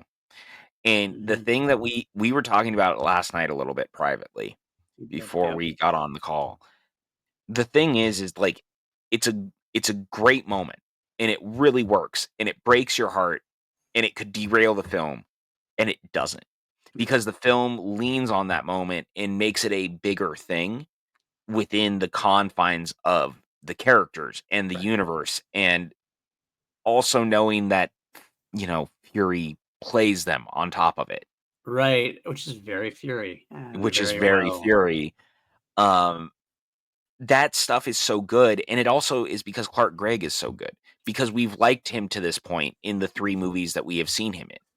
What I said to you after we talked about it is because you were so how great it is, and I kind of brought up, well, it's great and it's not. It's overall great for the film itself. I do think we lost something without him because without Coulson in the MCU films, there definitely is something missing from the MCU films after this because he is such a beating heart to the film. A lot of times he's almost like the audience entry point if the audience was allowed to be really super cool.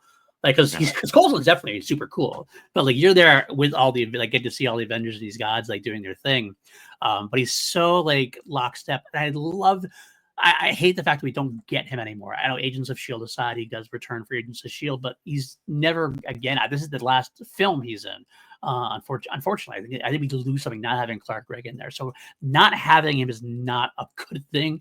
However, it does thread that balance, like you said, because they do. This is not like a Randy and Scream 2. This is they actually have a solid reason for it, and it works as motivation for the rest of the film, and it's powerful. I mean, this is the Avengers. It needs something with weight, and this is what gives it its weight. Especially after we finally discover that he does have a flaw of sorts, I guess is the way to describe it, and that he's so like he lets nothing face him. Like we just talked about before, the Black Widow thing, nothing. Iron Man, he could stand toe to toe with Iron Man. He's telling him he's gonna taser him and watch him lick his. He'll do nothing. It doesn't matter. You can talk to Thor, Loki, he's done anybody without a problem. But yet the introduction of him as a fanboy of Captain America, that he can barely like function around Captain America, is I was so great. watching you while you were asleep, or I mean, when you were on I was ice. there. I was there while you were on. They're I vintage. gotta say, Whedon, credit where credit's due, he really leaned on knowing who Clark Gregg was Mhm. as an actor and really allowed the character to stand out in a way he hadn't before by making him a little bit more fun and Yeah, bumbling in that capacity. Like right. he does the veneer comes down, and I really, really love that. And I love that the character is also one that's willing to go up against Loki. Yes, Like easy, like, no, that's who without he is. hesitation, hesitation. Yeah. The Um, god, the uh, mystery god. but he never derails the film. Nope, And no, it works because it's a build that makes sense. It works because it's fun. It works because we like the character. We feel for the characters that also care about him. There's a lot of the little things throughout the movie where you hear people asking him about his relationship with that cello player. cellist, yeah, Yeah, who has moved back to Portland, and then even Tony's like, "Look, just tell me a night. I'll give me my plane. You can go visit her." right, exactly. Like so all of that stuff is really great, and it really just builds into that moment when he does die because of Loki, and you really feel it, man. It's one of those, again, it's gonna break your heart, but you did the thing because it pushes them, and it's exactly what Fury says. They needed that push. Right, They and needed that push. yeah, and that's what gives it to us, and, like, it's one of those things where you almost expect something to happen, but no one we haven't had any real. I'm trying to think back a lot of the films. We haven't had any real serious like casualty. All of our heroes kind of pretty much were unscathed. I mean, Cap died, Bucky died, but kind of was so unceremonious that we almost knew he had to come back, like in a way, because we kind of knew that Bucky was going to come back as Winter Soldier in a way, because that kind of felt like we knew where that story was going. So nothing really kind of felt like over or done. Coulson Mhm. was a new character that had no history. I don't believe he was a comic book character. I don't believe that anyway. At this point, he was a Marvel, like a film creation, I believe. I could be wrong on that, but because of that, when he went, you're kind of like, oh, that could actually stick, and that actually has some genuine meaning to it. Mhm. Like when Yeah. Loki, that's the problem with Loki. Loki, when Loki dies nowadays, we're kind of like, okay, well, he'll come back at some point, like because it's Well, same thing with his. Patrick Stewart as Xavier, who is just the Kenny of the X-Men universe. Right, absolutely, absolutely. So that with Coulson like that, it's kind of like it's some real stakes to the film and really has like a reason for doing what it did at this point. Yeah. And again, like, yes, we know that obviously Agents of S.H.I.E.L.D. exists now and all of that, but like, sight unseen, obviously, in the moment of when it happened, it's a very different experience. Hmm. Because we didn't know Agents of S.H.I.E.L.D. was coming. We didn't know he was going to lead a TV show. None of that was a thing Right. at this point. So, like, it happening was just a shock for everyone.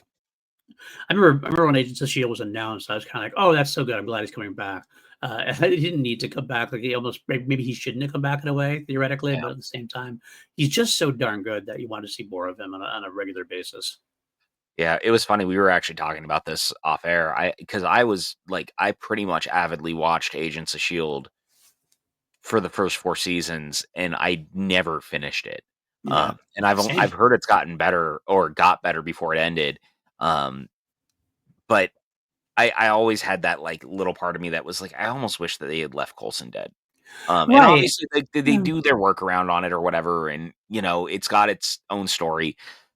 But at the same time, God, he's just so damn likable. Like it's hard to be mad. Yeah, absolutely. I would take him back in Doomsday if we could get him because like, I think he's just that fun to have in there. And he's Yeah, good. and therein lies the whole like I Or kind of Secret hope Wars. that they do. Yeah. But there's every part of me that believes that we won't see him at this point because they've really made it a point, like outside of the guy who played Jarvis in Agent Carter appearing in Endgame, they've really tried to stay away from that stuff. Right. Yeah. They've really tried to be like the TV shows, like they've really pulled back on doing it. But I'd love even in Secret Wars, Yeah. I agree with that. just one more time Yeah. on the big screen, Yeah. Clark Gregg. Absolutely. Give it I'd to be us. cool with it. Yeah, I'd give be it to cool us. with it as well. Um, so as much as I really do enjoy this film, and I think it's paced spectacularly, the helicarrier sequences, everything on the Mhm. helicarrier is fantastic, by the way.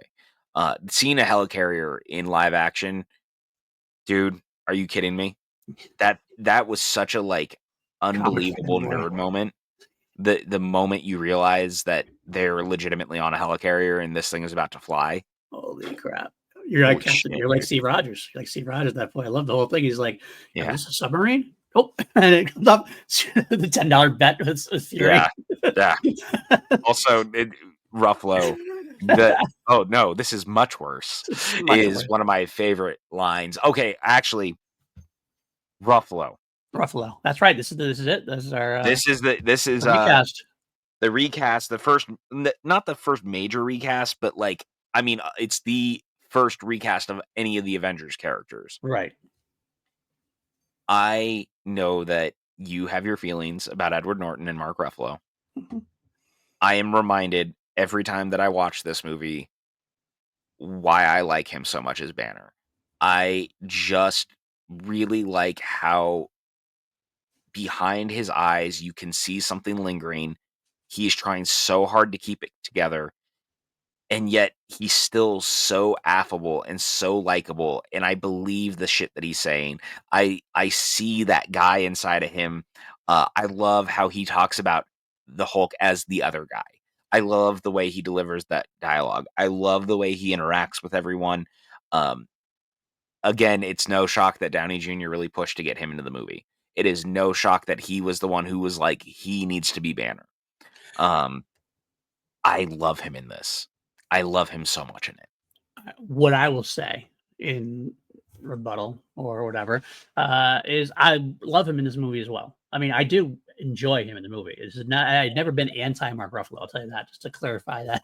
I still, Sure, sure. I just feel Ed Norton works scientifically better. I think as the intensity of Ed Norton works Yes, better yes. You for hate me Mark overall. Ruffalo. We hear you.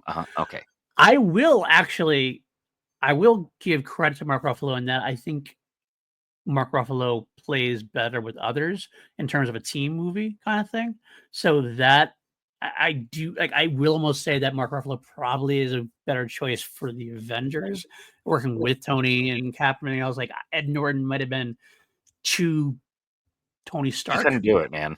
Like it would have been too much trying to like Mark Ruffalo knows to back kind of knows his role, so to speak, as far as like Yeah. where he sits on the chart as far as that goes. But it's really you have Cap and Tony and Cap are the two guys who got to be on top, kind of dueling it out over like the leadership kind of vibe. Thor is that I'm above everything kind of thing. Ed Norton would add a little more too much to that mix, I think, of trying to play that role too well. And this is someone who loved Ed Norton in Incredible Hulk, but I do think the Incredible Hulk movie itself, or that movie, Ed Norton was right. And for a Hulk solo movie, I still think Ed Norton would be better. But I will give you that Mark Ruffalo does work really well, especially in the team setting. So I'll give you that. How about I love hearing when I'm right from that? you.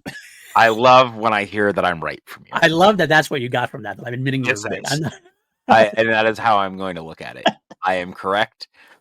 You are wrong. It's fine. I love you.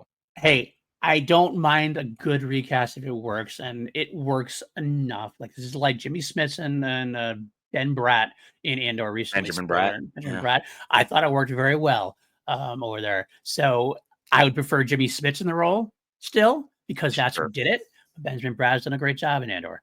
This is kind of similar case. I enjoy Mark Ruffalo, and the thing is, I love Mark Ruffalo as a person, as a like a celebrity or whatever. Like he's so affable, he's so like lovable in interviews, and like he's fun to be with and fun when he talks about it and everything else. That much I love. I just I got introduced to Ed Norton. I love that him in that role. It is what it is. I just have my preference. No, I get it. I get it. It I doesn't. just also love Science Bros. Like, I just think that's such a great thing, and like him and it's because I really like him and Downey Jr. together. I just their interaction, their chemistry, it's so good.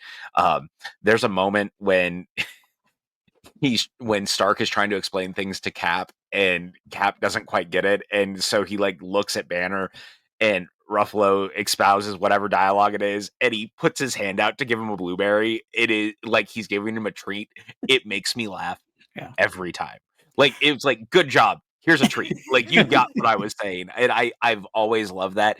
Their Right. first interaction when Tony walks up to him continues to make me laugh every time, which is the, your work on whatever physics is, unparalleled. And I'm a huge fan of how you turn into a hulking green rage monster. And like Banner just looks at him dumbfounded and just goes, thanks. Like, Thanks. oh, it's so good. Again, I you couldn't do, this is one of those, if you're going to do it right. right. And they did it right. Yeah. And I really love it. I think it's good casting. This version of the Hulk is great too, because it's a version of the Hulk that is a little more animalistic. I like that he's a little more hunched over. I like he's a little more ape-like at times, but at the same time, he's a thinking man's Hulk in some capacity. That dude is thinking about how he's going to break shit around him all the time. And you can see the gears turning, which is why when Cap turns to him and goes, and Hulk, smash, in that smile on that character's face. And we have to credit Ruffalo with all this too, because this was the first time they really did emote casting Right. for the character. It was always just CG before this. Right. And so the fact that he did so much like video capture for his face, the emotions, the way it comes through. That very first time he turns into the Hulk on the helicarrier, there's a shot where it pans onto his face and you see the pain in his eyes and how scared he is because he does Yes. not want to become the other guy. And I love that. Absolutely. Absolutely. I will say I do wish that we had like a alternate universe version that I could see how Ed Norton would have reacted with these guys because it could have been very interesting to say. But yes, Mark Ruffalo does a wonderful job with the emoting and everything else. And that whole sequence, this is what I meant before, is that they cribbed on other movies. Like, obviously, in the Incredible Hulk, we had the Hulk in that factory setting the first time he popped up as the Hulk, and it was it was very much a horror movie kind of vibe. Yeah, very Universal monstery. They repeat that beat a little bit here for the Avengers, but like it's so damn good, and they do it actually even better this time around. Like, I don't know what necessarily Louis Leterrier as the director of Incredible Hulk did well, but Whedon really knocked this particular change out of the park as far as that horror vibe. It was using the noise, using the encapsulated space. It is using ScarJo's reactions to things. Everything about that worked. And like the scene where like she's like running away from him and he's like running behind her in the doorways and crunching through the doors that she's like just speeding through. Wow, my heart was like racing. I'm like, oh my god, this is freaking scary at this point. He was a scary, scary monster, and that's just it worked so well having Mark Ruffalo actually do that, which and I think that actually adds to it because it felt more. It's a weird kind of thing to say, but it felt more human. It felt more like an actual character there, not just just a creation. Yeah, and I gotta say, like, because we talked about it a little bit in our Hulk podcast on top of it, like, one of the things I really appreciated was I really love that I finally saw the Hulk doing Hulk things in that movie. Yes. But this Yeah. movie, it takes it to a different level. And it's because you're seeing him actually go toe to toe with these aliens and his interactions with the people around him. And I think that is one of the biggest takeaways from this movie in some capacity is that at the end of the day, this movie is such an ensemble piece that Hmm. really comes together and works because it's these characters actually work really well together. Not like as a team, they do by the time it's over, but I mean, like, as a group, it really interacts the right way Yeah. and you just really feel it. And it's really powerful and it's really good. And because of that, when you see Iron Man doing Iron Man things, or when you see Hulk doing Hulk things, it kind of feels like the first time because it's done in such a different setting, in a different way that it hits just a little different and it becomes like a very emotional response because you're seeing these characters together Right. in this capacity. In a way that we've never seen on the big screen Right. before. We've had a lot of superhero movies at this point. We've never had this kind of interaction between all the superheroes, which is again the ambition that was behind this project and why it's so successful and why I always keep this. Like spoiler, alert, I keep this sort of the top of my MCU ratings at this point, even though some people have gone dropped it down, and I get it, but like I still feel that like this every time I watch it, I'm brought back into time to that time where I'm like, wow, I'm getting this on the big screen. I'm getting Cap and Thor and Iron Man and Hulk, and I get the freaking actual comic book thing of Hulk's out, runs away, and then Thor comes and saves the day from saves Black Widow, and then all of a sudden it's like, boom, now we're getting Thor versus Hulk. So Yeah. our big movie like Batman versus Superman. No, this was Thor versus Hulk. This is what we wanted, like, and it was organically done, and it was just this is a comic book brought to life right there. Like this is brilliant. And it's so cool because ultimately also you not only do we get that, they fight. They have that moment. It's a great fight. Of Mhm. course, who is Hulk gonna take on in his first transformation in this? You want it to be the God. Yeah. I've always loved that. I've always thought Sure. that was such a great, power move in some capacity is, like, have him go against Thor, have them have their brawl, and then what happens when they get to New York? They're side by side. Yeah. They fight together. They're buddies That's now, yeah, that's what happens. Even if even if Hulk does have the which is punch of Thor great. on the side, which is my favorite gif of the entire movie. I still use that one. Thor standing there, Hulk just boom.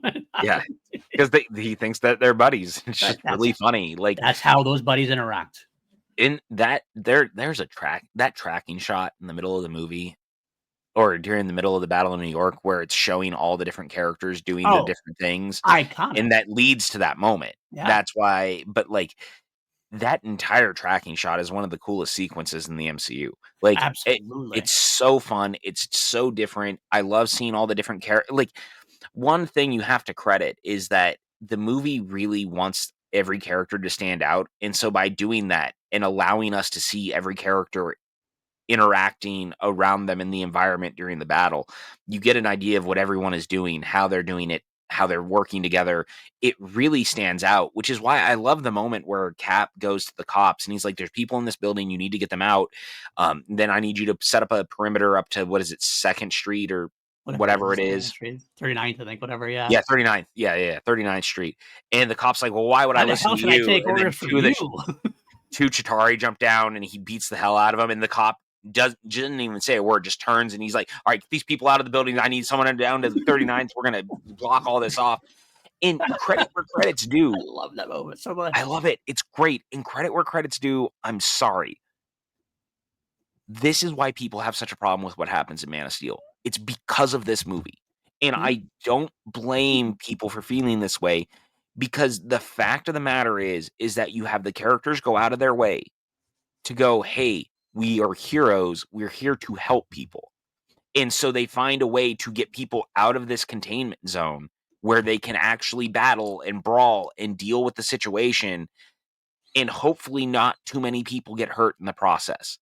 But at least they've actively tried to help people. Well, we're going to talk a lot about this, I think, on Man of Steel when we Oh, get we there. sure We're doing are, I'm our, I sure. mean, we already have, in fact, if you're listening to this in December. So go check out how that went between us because I've always argued against this in a way because I just think the Man of Steel is a different movie and a different setting for movie. It's always been like, I understand why people don't like it, but I think if you take that film for what it is trying to do, then I think it's okay. And because the Snyderverse DC thing was less about heroes and more about gods. They were gods amongst the people, and that's how they. And your miles may vary. You may choose to say that's not my Superman. I get that, but if you go in to that with the knowledge and the acceptance of that film is brilliant for what it does. But that's an argument to be had for later on. We can get there. I understand your point about that, especially when it comes to the Marvelization of things. But in Marvel and the Avengers, what they're trying to do is something well different than we're trying to do in DC and in the Snyderverse. Marvel is trying to create those type of moments, that heroic. This is the Avengers teaming up. This is the Avengers becoming heroes of the people and of becoming Earth's mightiest heroes. That's what this is, and that's a totally different kind of film. But I understand why, to your point, why if that's what you're going for and that's what you want Superman to be, then that's why you would definitely prefer this over that and probably shut on Man of Steel, and that's fine too. But I like the fact that we get both. But that's my own different. I get it. Don't get me wrong. I understand. I guess for me, and obviously this is not the podcast for it, but I just think it's because Superman is Superman. There's Yeah. no reason, regardless, that there shouldn't have been some attempt at that. Uh, if I you're gonna don't try care. to if you're I gonna try don't. to if you're gonna try to reinvent the wheel or something else, you got to reinvent the wheel and stick to it. You can't try to Yeah, try but I to. think that's the problem is that there's certain things you don't reinvent the wheel in some capacity. That's all I'm saying, Okay, and that's that's fine. okay. We'll We argue later. We're gonna stop this now. We're gonna stop this with our tracks. We have a whole podcast on Man of Steel coming up, so we'll get there. Yeah, it's actually not that far away either No, because we're only 2 movies away from it as that's on the right. Superman side of things. That's right. So, We'll get there. We'll I see how it have went to down. say, So let us know in the um, comments who won. I don't remember. I think that one of the things that works really well in this movie's capacity also, we've already talked about Hiddleston obviously as the villain, but when he goes and tries to make everyone bow down to him. That entire sequence where the Avengers capture him for the first time is such a standout sequence in the MCU because you really believe that this guy really is, he wants to be the leader. He really does believe he is owed this after what happened in Thor. And that whole sequence when he was like, "Isn't this better? Isn't this like your natural state to be leaning down?" And the one guy stands up and, we kneeled before, but men like you, and just the way he kind of fights back and Loki's going to kill him and then Cap drops down in front of him Yes, and so saves beautiful. that guy. And I love that sequence because there's a play on the real history of that area. There's a play on what's happened in our world. There's a play on all of this and how we should not bow down to people like that. Especially involving Cap. Yes. Like that, like having Cap be the one makes Yes. exactly the most sense there, and that's what it is. It's beautiful. The fact that Loki's doing it as a distraction is awesome. I love that. Like Mhm. it's a brilliant Loki doing what he did. By the way, I loved also the implied like taking of the eyeball that we learned Mhm. later on. He didn't take that. Oh, it's actually just like kind of some kind of scan. But it's kind Yeah. of a fun, like a little cool way to do that as well. No, that's one of my favorite bits in the whole movie. The only thing I have a complaint about in that scene, and it's not necessarily confined to that scene, I will say this is not the best Captain America suit. Oh no. That This is it's one of the many things that this movie is held back by, it, admittedly. it feels like I'm watching the Roger Corman movie for a second there. Sometimes when I'm looking at Cap, like that's what we're going with. Like compared to what we get later on, it just feels So so rubbery. chintzy and so like It just just looks so weird. bad. It looks like a Halloween costume. It really Well, does. and I blame the way that the movie is shot more than anything, Okay. because the truth of the matter is this is a movie that does not look that great. It is very clearly being done by someone who has really only done television, and that's Mhm. not like a dig. It's just kind of the facts. Because even Serenity, we have to remember when he made it, he shot it flat, and then they just put bars on everything because he Mhm. didn't know how to shoot wide yet. And I know that his argument when he made this was that he didn't know how to fit Hulk into frame, but that's really silly because if you have a really good cinematographer, you can make it work, which is why Right. the second movie is shot in scope. Right. So, because of that, there is some unintentional cheapness to how the movie looks. It looks a lot more flat than the movies before this. Some of the costumes look a little funny because of it. Some of the CGI doesn't always land because of it. Like it's little things, right? It's Right. all stuff I can overlook because the movie is good, but Right. it definitely does suffer in some capacity for feeling more like a TV film in some shots. And it's kind of a bummer when you look back at, say, First Avenger and Thor, which are right before this, because they look so beautiful. They look so film-like. And Iron Man actually as well. Yeah. I've And read a direct to film. yeah, and like again, maybe it is really a dig then. But like you had guys who made movies and then you had Whedon. Right. And if you're saying that you don't know how to make a movie, that's kind of a problem. Especially if And the Avengers is your first one. That's I mean, I know Serenity was, but like the Avengers is like a big, big movie. right. It's not like you're taking like the B level hero and giving them a shot. This is like your premiere one. This is the one you're building up to. So I Yeah. get what you're saying about that. It didn't Yeah. bother me as much as a lot for you and as much as it did for other people. I kind of got through it. And I don't know, maybe it's just the B level horror fan in me that like I've watched so many bad horror Sure. movies that like that I'm like, oh, I can look past this stuff, no problem. But I do understand your point too, especially watching it. The cap suit did take me out of it for exactly that reason. I kind of felt Yeah. like I'm watching a parody of it or something like that, in a way. But yeah, it could have been, it definitely could have been better shot overall, Well, honestly. it's so funny because I actually think that the 4K like look of it now, because Mhm. obviously they've upgraded it and stuff since, they've tried really hard to like dial some of it back. And it's Right. really interesting because some of the colors look better now than it did and things like Yeah. that. But I still definitely get a vibe of they're like, fuck man, it kind of looks like a TV movie and there's not a lot you can do about it. Right. And it's kind of a bummer because again, not a dig by any stretch of the imagination because ultimately like the rest of the movie is so good you can look past most of it. Right. But there's some sequences that are pretty rough. Yeah. And and that happens. But guess what, man? When that camera finally circles for the first time and that Alan Silvestri Avengers theme kicks in, do you give a shit about any of that? You Nope. absolutely don't There's because a it's reason why awesome. that's still used, like, as, like, the Mhm. that's, like, the iconic Marvel shot almost still, I think, at this point. I mean, you might Yeah. say some of the stuff from the Endgames, the Portal stuff is in there, but, like, when you look at MCU, dude, that first roto shot of them, you're like, Mhm. "Wow," and then with the swell, it's, like, an hour and 52 minutes in the film. It's the first time we see them all together in, Yeah. like, one that's the first time the group's like, an hour 52 into the Avengers, we see the Avengers together, and man, was it worth the wait. It Yeah. absolutely was. Like, It sh oh, it surely was. It is such a great moment, man. It really works. mhm, Um, mhm. the whole Battle of New York is real good, Yeah, just in yeah, general. Like, I really like that entire sequence.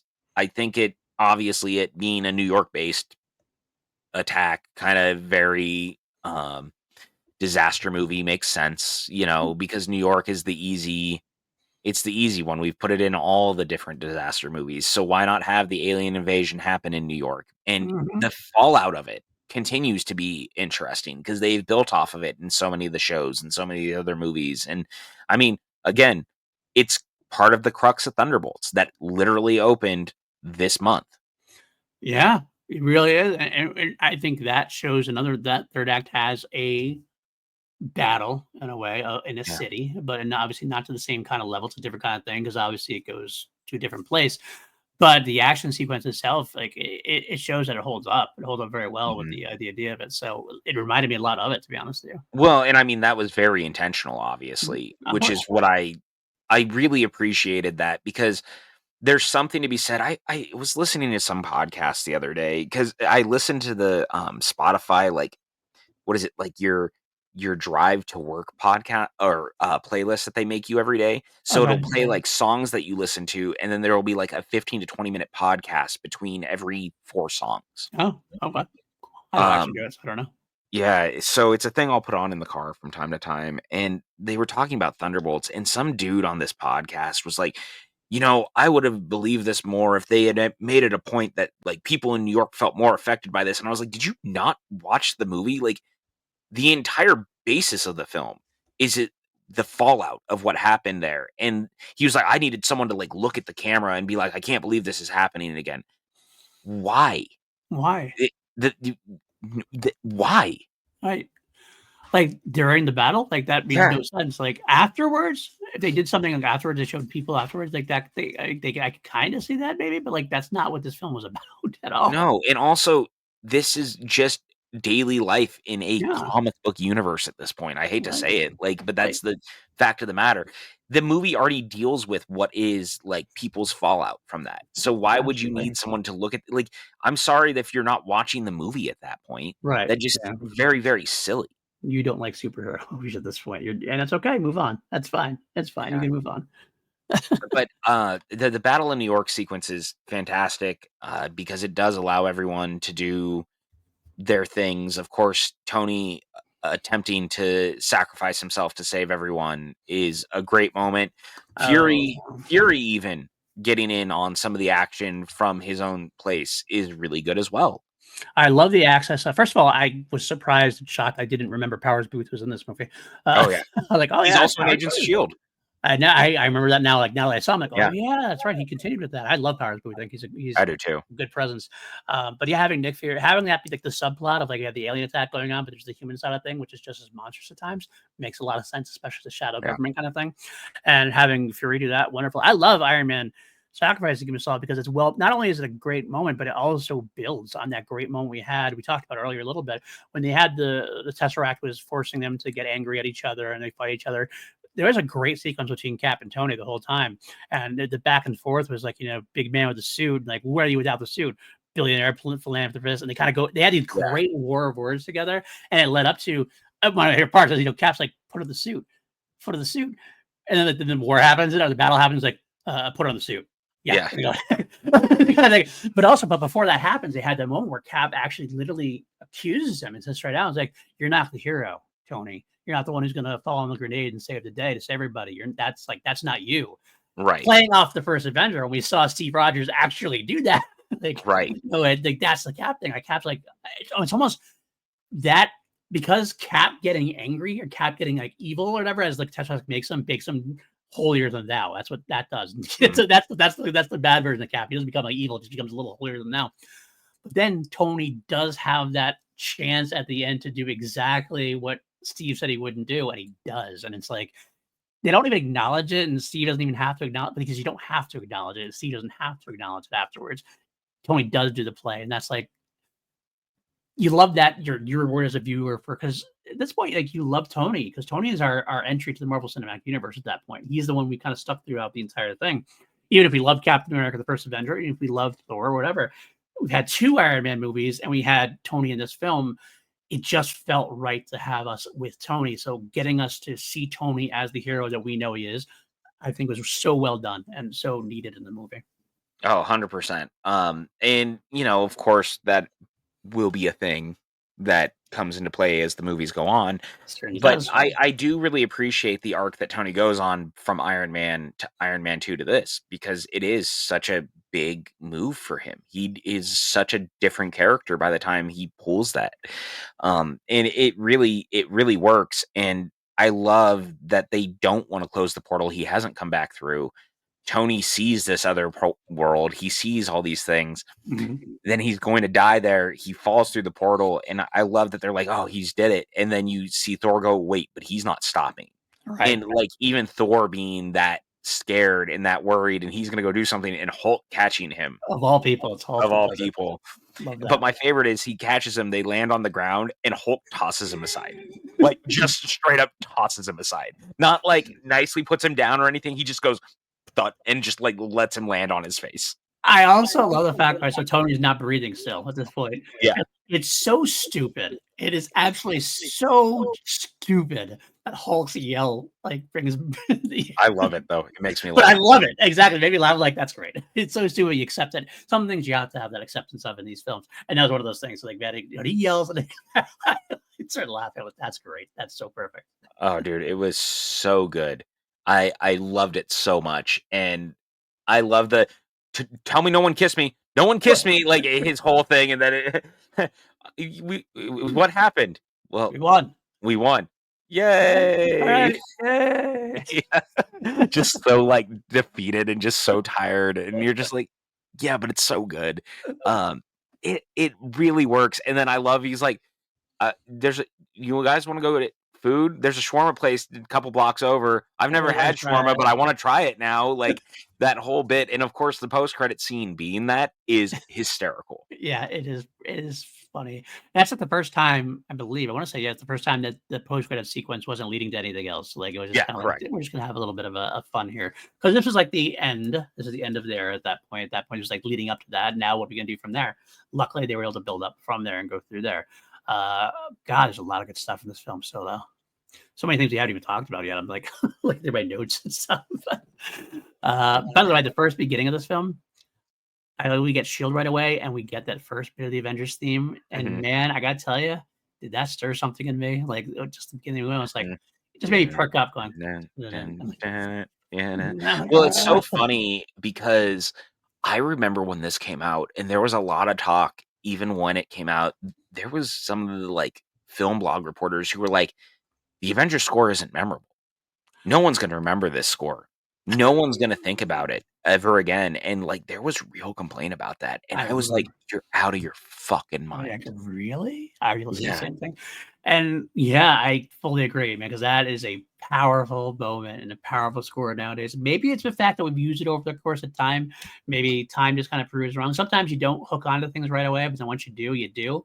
That's definitely the case with this one. If you didn't hook onto it, then you definitely hooked onto it by the time when we were just coming around an Endgame or Infinity War and Endgame at that point. Mhm. Uh, Beautiful stuff. Alan Silvestri.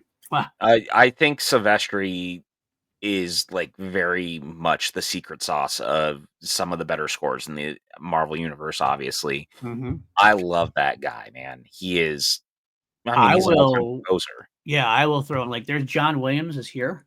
Like, there's that 2nd tier, which is like a A2A tier, and Sylvester is in that tier along with, Yeah, like, with, like, Jerry Zimmer, Goldsmith, Zimmer, um maybe Giacchino, maybe at this point, oh, Michael. easily. So, Definitely you Giacchino, know, and Horner maybe.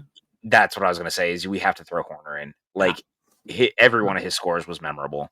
absolutely. It is like those are the guys you're like, damn, this is good stuff.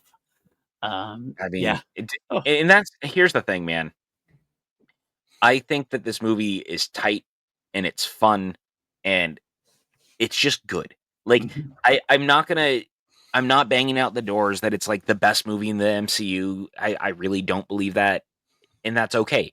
But I love it for what it is, and I love mhm. how important it became, and I love what it gave us, because if this didn't work, this whole thing could have been over.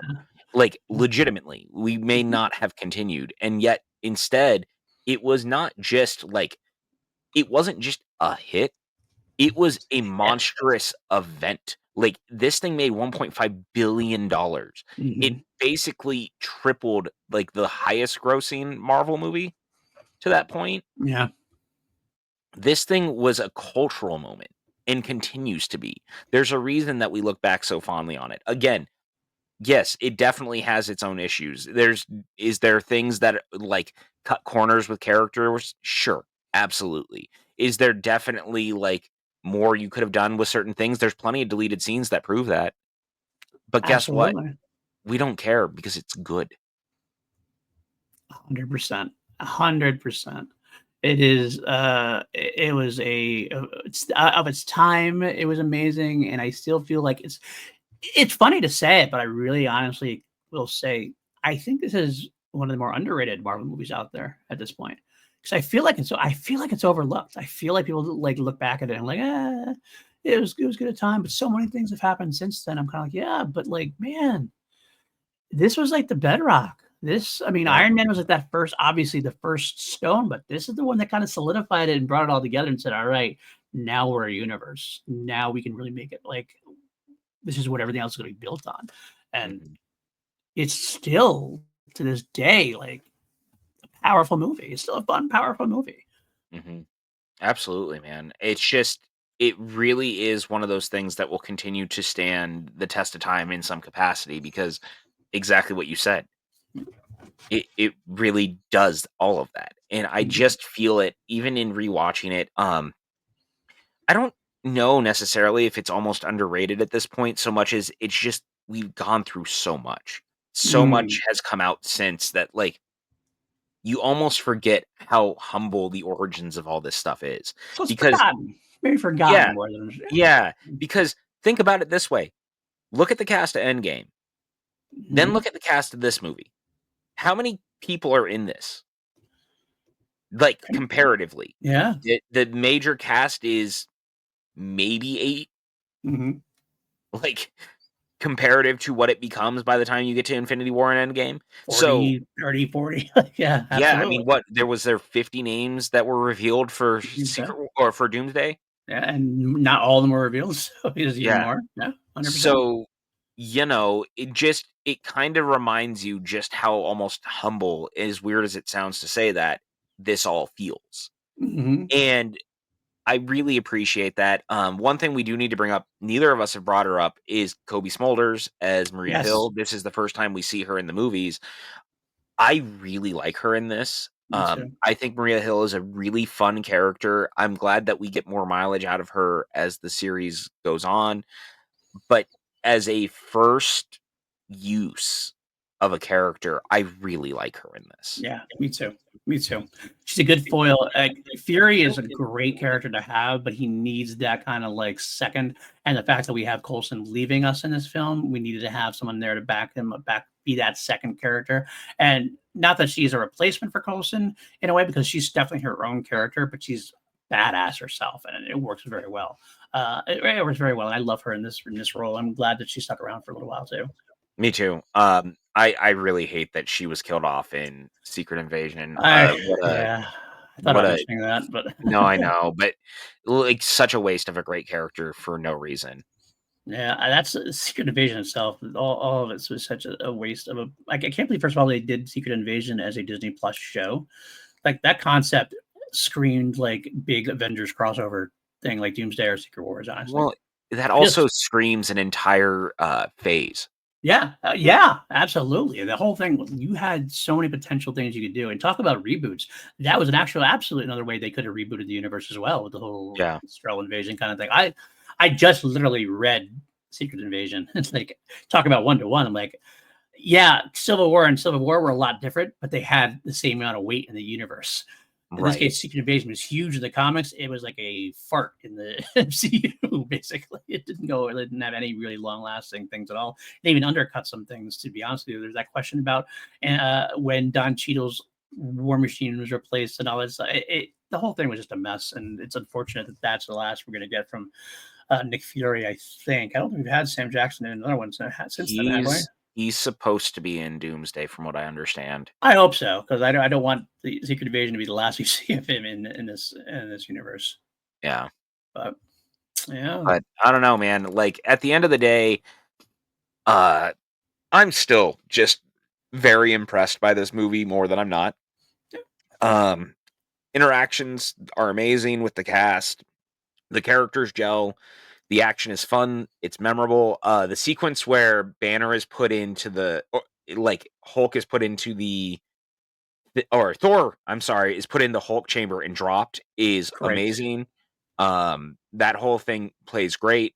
Hulk fighting the jet fighter and getting blown off, it makes me laugh every single time. Target The angry, target angry, target angry. So good. And I mean, it also gives us, you know, the most arguably random cameo of all time in an MCU movie.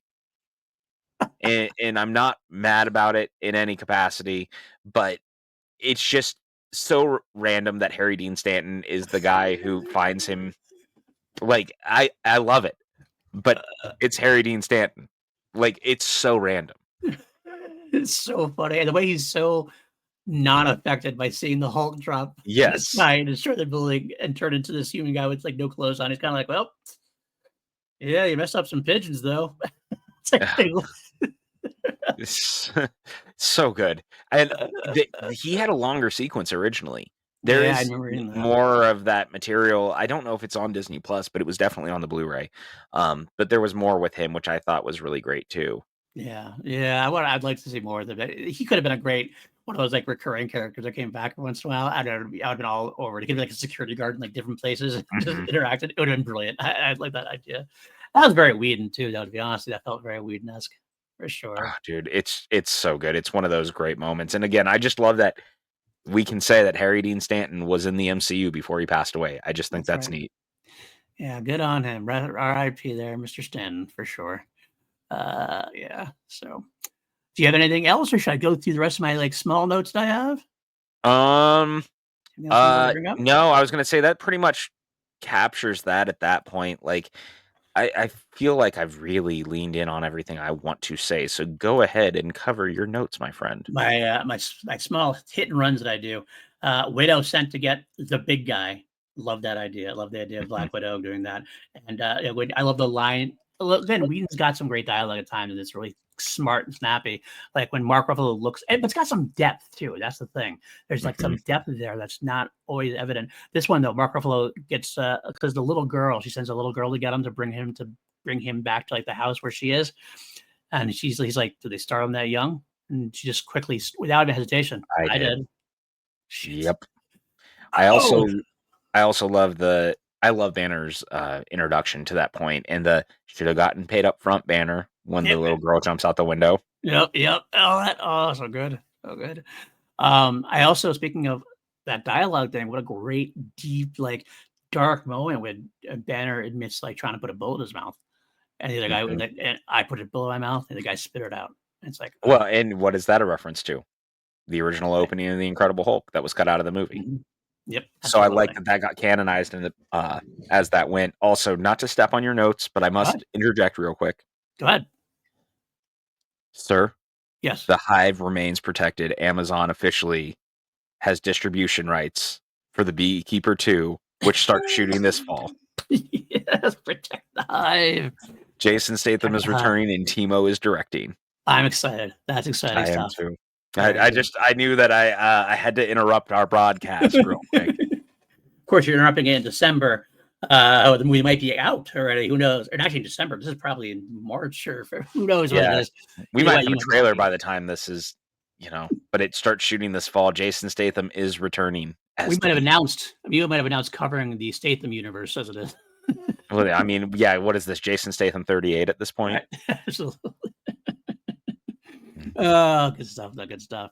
Other quickly ones. I love the title card, like because they have this whole big introduction, like right, like Loki taking the Tesseract, destroying Shield headquarters. The world's in danger. What do we do, sir? Then the Avengers title card comes up and the music plays. Like that's the great like fist pump. Like here we go moment. Let's see. Tony and Pepper have such good chemistry again. Like really sells Mhm. that whole time. Him and introduce Colson to the mix, the back and forth between those three. Bill, I thought his name was Agent.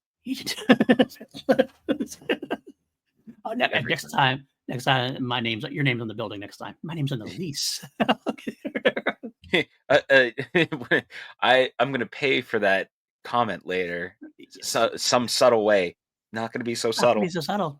so subtle. So good. Speaking of Tony, I love the introduction then of Iron Man later on during that sequence where Loki's about to beat the hell out of Captain America, really. Mhm. And all of a sudden you just turn, you hear the Shoot song to play, thrill.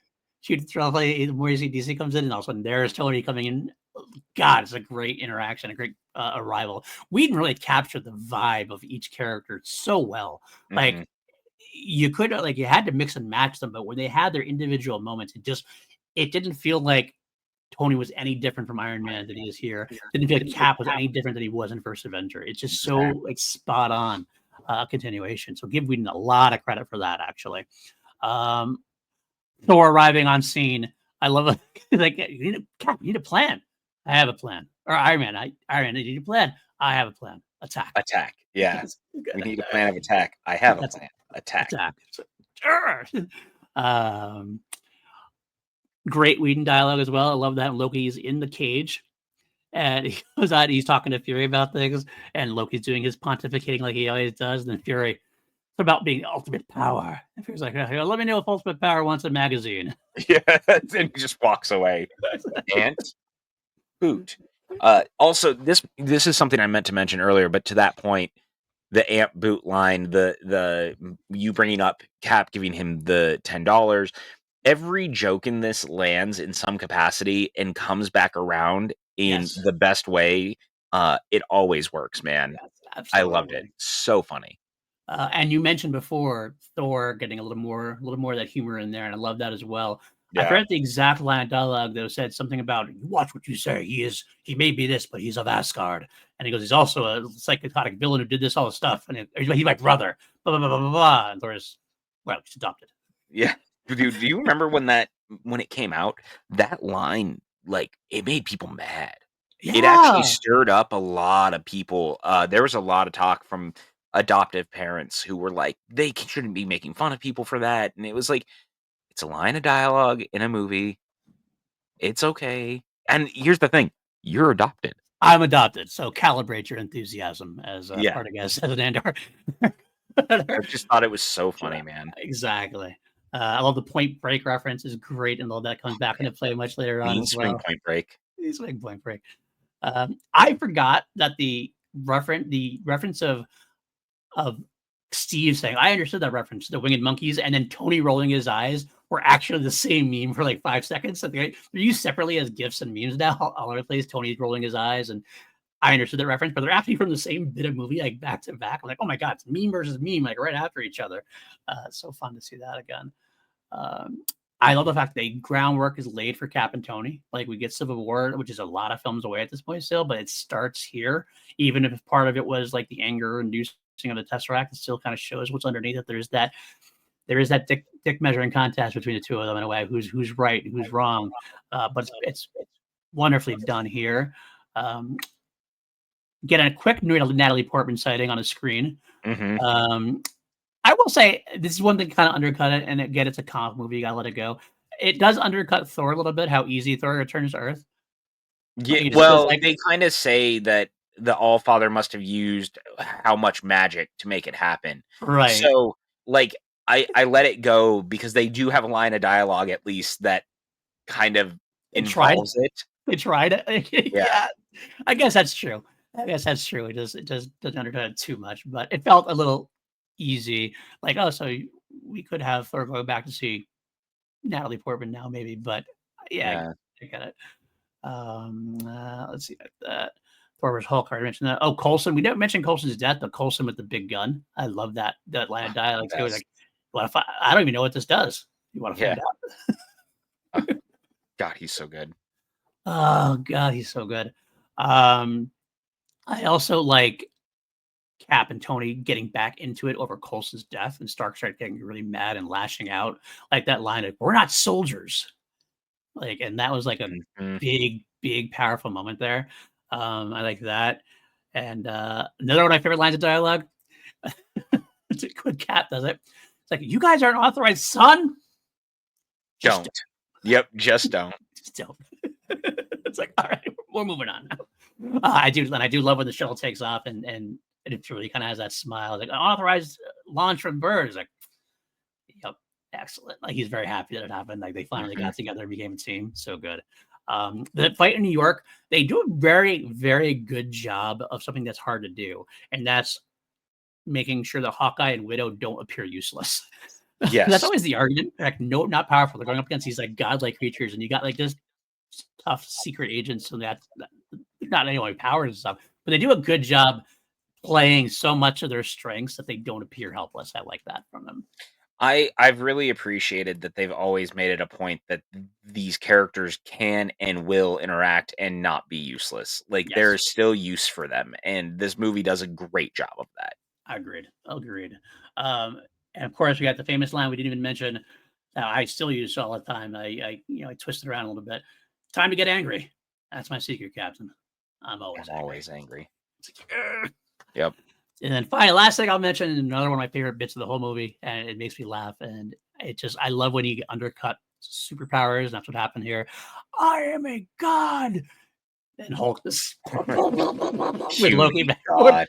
beauty god. And you just see the turn to see Loki just like, God, it's so good. It's one of my favorite, man. it is, it is, it is. It makes you even overlook the obvious rewind moment that happens. Like the moment where like you see like the shield, like they obviously filmed it and just put it in rewind, and it's like you see them like getting this. It's like it's so Yeah. obvious. I still gonna overlook it. That's a TV thing that made it look a little bad, but Oh, it's again, so I good look though. over it. I look over it though. I overlook it for sure. It's fine. Yeah, and that's about it. That's what I got on my list. What a great film overall. Great fun moment. I'm so glad we got a chance to revisit it, and I was afraid it wasn't going to hold up because I hadn't watched it in a while, and I've always espoused such love for it. I was like, maybe I'm wrong on some of it, but I'm happy to say I'm not wrong, No. and I really enjoy it, and I can't I wait to say. Yeah, I was gonna say it's so funny because honestly, for as much as I'm like clearly I'm not as high on it as I used to be because Mhm. again, it's not anything that necessarily other than I do think the movie looks not great, Right, but it's paced well. The character stuff is great. It's just we've come so far, and I tend to like some of the other ones more than this. That's not necessarily a detriment to this movie though, because going back, it right, was a nice reminder to be like, oh yeah, actually, this movie low key kind of rocks. Like again, for an Avengers film that is the first Avengers movie to work as well as it does, to clip along the way that it does, there's really no fat on this thing. Like it pretty much rockets from beginning to end. Um, right. like no time is wasted, nothing feels out of place. By the time it's over, the 2 hours and 20 minutes just pretty much flies by. Like it 100%. it really just rockets through because even last night rewatching it, it was like, man, this is the good stuff, and I love the whole end of the movie when you're seeing the people's reactions to the Battle of New Yeah, York and, like, how all of that. It's really humanizing to the MCU, it's really humanizing to the characters. All that stuff works, man. right. Especially So good. because like it's actually interesting to see that some of them aren't like our little anti-Avenger at that point in a way. Like I think that's actually Well, nice to see just both more angles like of it. they feel like they're not being told things, and I like that, Yeah, because they're right. not wrong. It's good ground building in a way. It's not like all rah Yeah. rah superhero, yeah, kind of thing, which it can be at times, but that works. It works well the way they did it instead. So, all right, it's time to rate this some bitch. We always rate things on a scale of 1 to 11 here on PLD projects. I'll do the list we've done so far. Iron Man, we both gave a solid 8. Incredible Hulk, I gave an 8. You gave an 8.5. Iron Man 2, I gave a 7. You gave an 8. Thor, you gave an 8. You gave an 8. Captain America: The First Avenger, I gave a 9. You gave it a perfect 11. Correct. Marvel's The Avengers. PJ, where are you going to go with this So, all things being equal, looking past the biggest problems because of how much I ultimately end up enjoying it, I think I'm going to go ahead and give this guy a 10. one? 10. All right. Wow. It's funny you say that because actually that's exactly what I gave it. No shit, really? Yeah. No I, shit, okay. I yeah. love I gave it that. 10. Yeah. Like maybe I overshot my love for it. Maybe you undershot your love for it. Either way, I but we think hit in the that's middle. yeah, and I think we met in the middle because it is 100% like, I really undersold how much I do ultimately enjoy it, but still also acknowledge that, yes, it does still have shortcomings comparatively. I do think having seen Thunderbolts over the weekend and then rewatching this, it only kind of exemplified those issues for me in some way because it just reminded me that like, oh fuck, man, like what if Avengers really had like a beating heart on top of it? Like, Right. because there's something very different about the very damaged characters coming together in the way that they do and the way that it all plays out Right. versus these are like much bigger egoed characters who like they're not nearly as damaged in the same way. They're not I never believe that they're not going to be able to work together. I believe that that group is not going to be able to work together, and the fact that they do by the time it's over is amazing. I 100% agree with Yeah. you on that. And I think as of now, again, I got to see Thunderbolts again at some point. I'm gonna have to try to take a look. 'Cause I have a hard time like declaring that after one viewing, but I, I'm not. I think I'm there with you, honestly, on a Yeah. lot of it. So hopefully it's exactly what I think it is going to be, and I'm going to rewatch it and we'll go from there. But yeah, this was a great, solid beginning, and as we would know, you have this second to Captain America: The First Avenger for you, and I have this as my favorite MCU film so far. So Love that's it. where we stand at this point. And we have one more thing to rank. We have the Stanley cameo from the Avengers, which in this case is the guy being interviewed saying "superheroes in New York." Forget about it, pretty much. Well, and it's I don't funny hear the because exact that line. was not his original cameo. He shot another cameo Okay. that was cut from the movie. And so that Oh, did he? I didn't know was that. yeah, and so that was added after because they had to cut the first one. What was the first one? Do you know? I can't remember off the top of my head. It exists. Let me actually, while we sit here, let me see if I can find the original version of it. Okay. Well, we have while you're 'Cause looking for it, we have Hef from Iron Man, Gamma Victim from Hulk, Larry King from Iron Man 2. We have Truck Driver from Thor, the General in Captain America: The First Avenger, and now I call him the chess player in the Avengers. Where do you rank it while you're looking for it there? I mean, I think it's probably still below the one in First Avenger. I think that one's my favorite, so it's probably my number 2.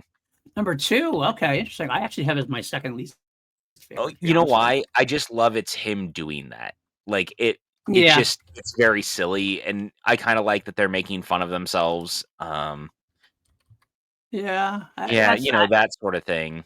I get that. I get that. I mean, I still have I my favorite is the general as well, and I like but I like also when he does the other celebrities like the Hef and the Larry King of it all. That always makes me laugh. They do that, so Yeah, I like it a little yeah, more. that's So to fair. me, it's between Thor and the Avengers. Like it's a truck driver who I did really like, but this guy comes a little bit second Ah, because of the pure giddiness of that. So I'm gonna that's go what with it the general there. was. Okay, Okay, what is it? so there was a deleted scene because they have that whole thing with the waitress that keeps appearing in the movie. There was Oh, yeah, originally a scene where Cap was actually in the diner kind of flirting, and she was kind I of remember flirting that. with him, I remember and that. yeah, so the waitress flirts with him, and he doesn't really know what to do, and Stanley goes, "Ask for her number, you moron," which would be my Would number have been 1. better. Would have been better. That Right. would be Yeah, my number 1. absolutely. That would have been number one as well. Fake, So so because fake, that fake Avengers 1 or deleted Avengers 1. That's my number 1. Okay. you know what? I say we put it in there. Sure. Unofficially, it is the number 1. I will throw that in. I'm gonna actually make it work. Hold on. I I'm love gonna this. deleted Avengers 1. There you go. Number 1. I'll say it's number 1 too, because I think that would have been my favorite as well. Perfect. Perfect. All right, that is going to do it for this week's episode, and the Avengers is done. We have come very far in our way. I'm so glad if you were on the Patreon or as a YouTube member and you're watching this in May, then awesome. I'm excited for you. And if you haven't, if you're watching this later on in like March of 2026 or whatever we are, Dare you? how dare you? But you can join now still. We probably have a lot more MCU that you haven't gotten to yet that's already on the Patreon or on the Marvel Cinema or the on the YouTube page. So give us a chance. Join our Patreon. It's such great people as Austin Goodell, Brendan Buckingham, great crew. And if you can't, I understand that as well. But like, subscribe, all that stuff. It's all going to come out eventually. And you can only help us fight the evil algorithm in so many different ways. And PJ, where can the folks find you? You guys can find me wherever social medias are sold at PJ_Campbell. You can always find me here doing this with this gentleman over here. If you're looking for me on socials, Instagram and Blue Sky, really, I don't really go to the bad place anymore. So, I got it. You can find me at the Blue Sky as well. It's my main one in Polynesian Blue Sky. I go to the bad place a little bit more. I'm only supposed to say for news, but I'm not really over there to contact me generally too much. But you can find me all over the podcast, obviously, all of this page rather. This is the PLD Projects page. I am PLD, so I am all over it. I got review where I go to the V franchise. I got Crown Jewels on my sister channel, which goes through the entirety of the Queen catalog. I have Holy Snokes, which I talked to Maddie Gunner about Star Wars, and Class Action, where we put up things up against each other. This is coming up now, and again, if you're on Patreon, coming up is The Accountant versus The Accountant 2. If you're in here in May or March or whatever, March of 2026, wherever it is, that's already happened, and there's been a lot more since then. So have a great time watching MCU with us. Excited that you're with us on this journey, and we will be back next time for Iron Man 3, I believe is next, correct? Iron Man 3 is next, and then after that, Thor 2. Iron Man 3, which is one of the films that you and I are definitely have been wanting to go to bat for. People are going to be mad at me. Well, it might be mad at me too, because I am lock, step, and key with you on this one. I know you are. So, Shane Black doing Iron Man. Going for a ride. Let's do it. See you next time, guys.